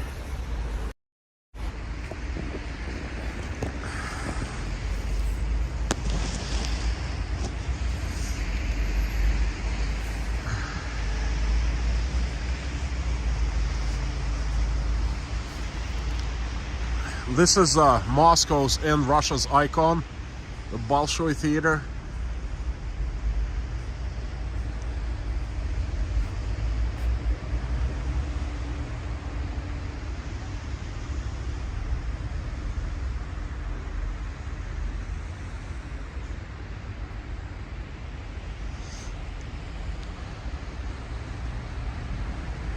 That's Russian Senate, State Duma, right there. Four Seasons Hotel. The Red Square is right there.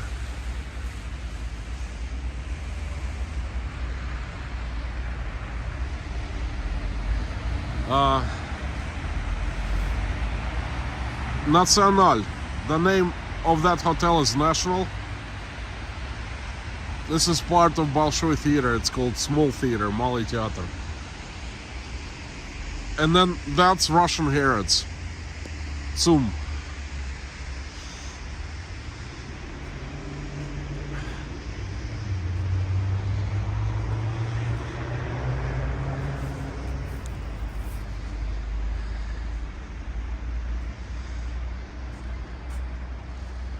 Let's go this way.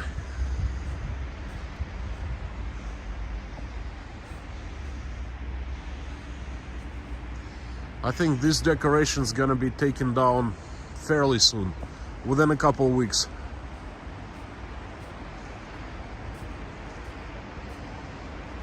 Every year there is a ballet festival happening at Bolshoi Theater. It's called The Mask. Okay, you see that's like the face mask, carnival mask.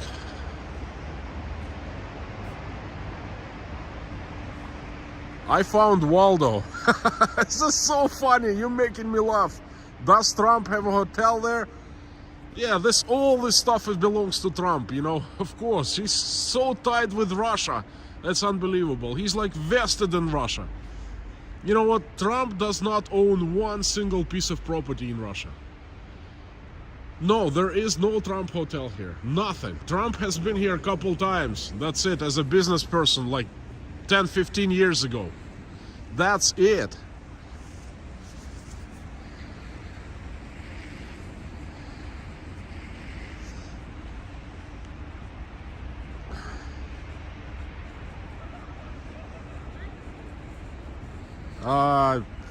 Wait a second. Lorna said something about John Liebold giving a super chat. I don't remember. Did I thank John?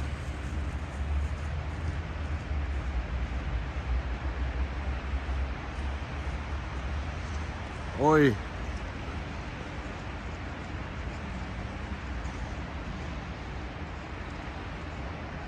Yes, I think I did. Thank you, John, again.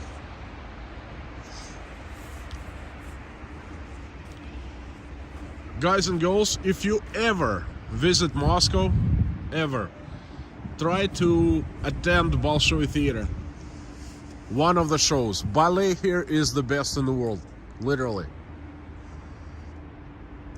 They have great ballet shows, operas.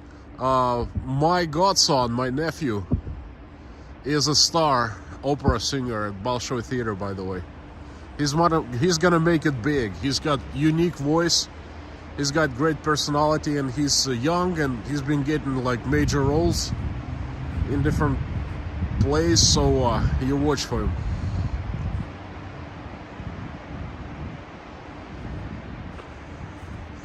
I'm gonna take you, well, I can't take you inside of Bolshoi Theater. They wouldn't even let me pass these doors with the telephone on, with a camera, you know. But this is one of my favorite spots. I think back in November I was doing a stream, and this is where I ended the stream. Check out these magnificent columns. The Bolshoi Theater was built so long ago. Truly is a marvel.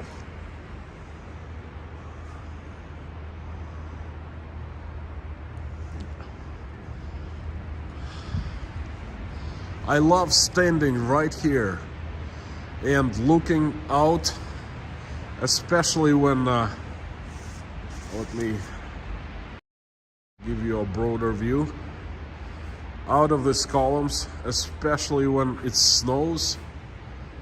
It's a fantastic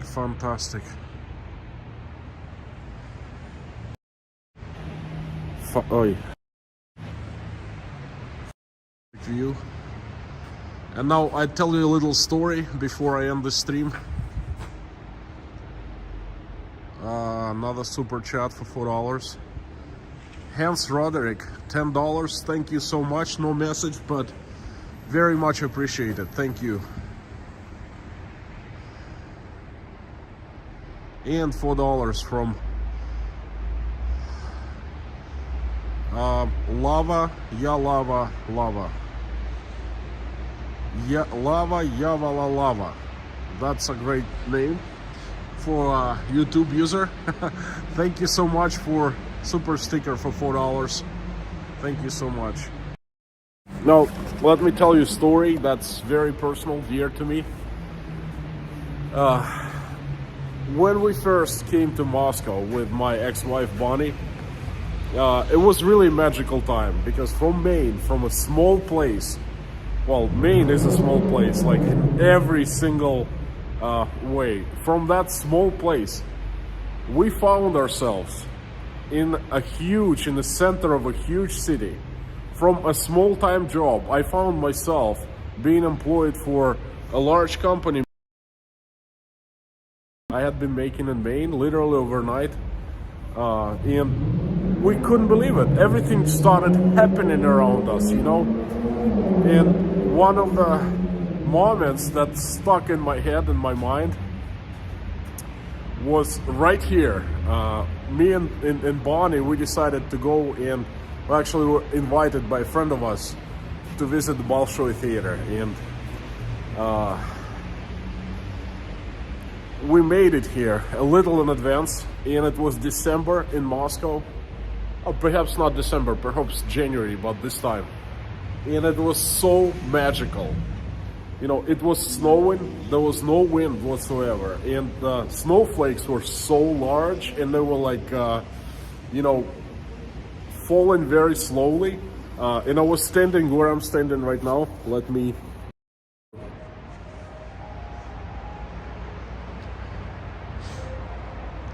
I was standing here and I was looking out, and you know, it felt like the whole thing was magical. It was absolutely magical. And every time I think of that place, the snow was like falling all over, and it was falling really hard. But as you see, we're under the roof right here, and there was no snow here, and you could see like a wall of snow right here, and the whole yard, you know, this little square in front of Bolshoi Theater was being covered with snow. There was so much snow back then, and it felt like a, you know, Christmas fairy tale. Okay, that's why this place is so dear to me. One of the most fondest memories that I have. Okay, it's fantastic. So every time, anytime you guys visit this place, Moscow, you absolutely, I am absolutely sure that you will be here in the Red Square. You know, take a few steps, come to Bolshoi Theater, stand right here and take a look at this place. This place is absolutely amazing. It's magical.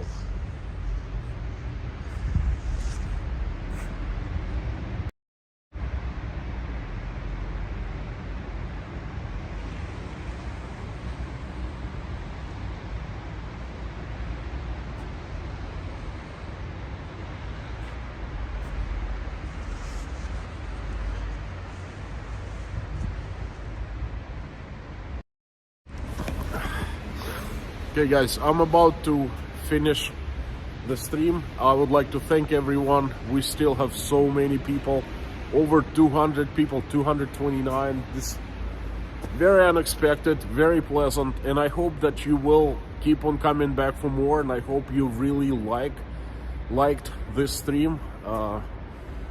Every Saturday I try to come up with something different, something that you will find interesting for you. I'm seeing the super chat, I'll get there in a second. Thank you. I will see you, some of you I will see in the workshop tomorrow, and some of you, most of you, hopefully all of you, I will see in my videos, in the premieres, and in the comments, and in the next live stream, which is going to be next Saturday. I will try to get my daughter Oля. She adds a lot of depth to my streams, you know. I will try to get her out, and you know, so she helps me out, and I promise to feed her every time we go. Thank you. You guys are absolutely awesome, and you rock. Please keep on coming back for more. And there is another super chat from Raymond Gonzalez, $5. Go 49ers tomorrow and NFC Championship. Thank you, Konstantin. Look, that was a funny story. If you guys didn't know, Raymond played a joke on me, all right? Last week, we had a stream with two fantastic bloggers, Russian bloggers, Crazy Russian Sergey and Zangieff.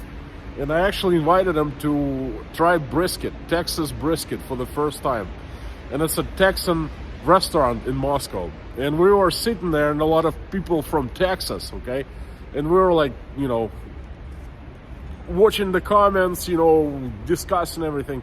And then Raymond Gonzalez gives a super chat and goes, please cheer to 49ers. Little did I know that 49ers has just played Cowboys, you know, and there was a big rivalry between Cowboys and 49ers. So I'm like, yeah, go 49ers, go, go.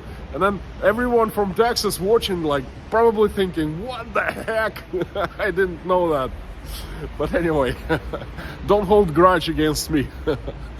Anyway, Raymond, I wish you all the best. You know, whatever you want, may that come true, and may all your wishes come true.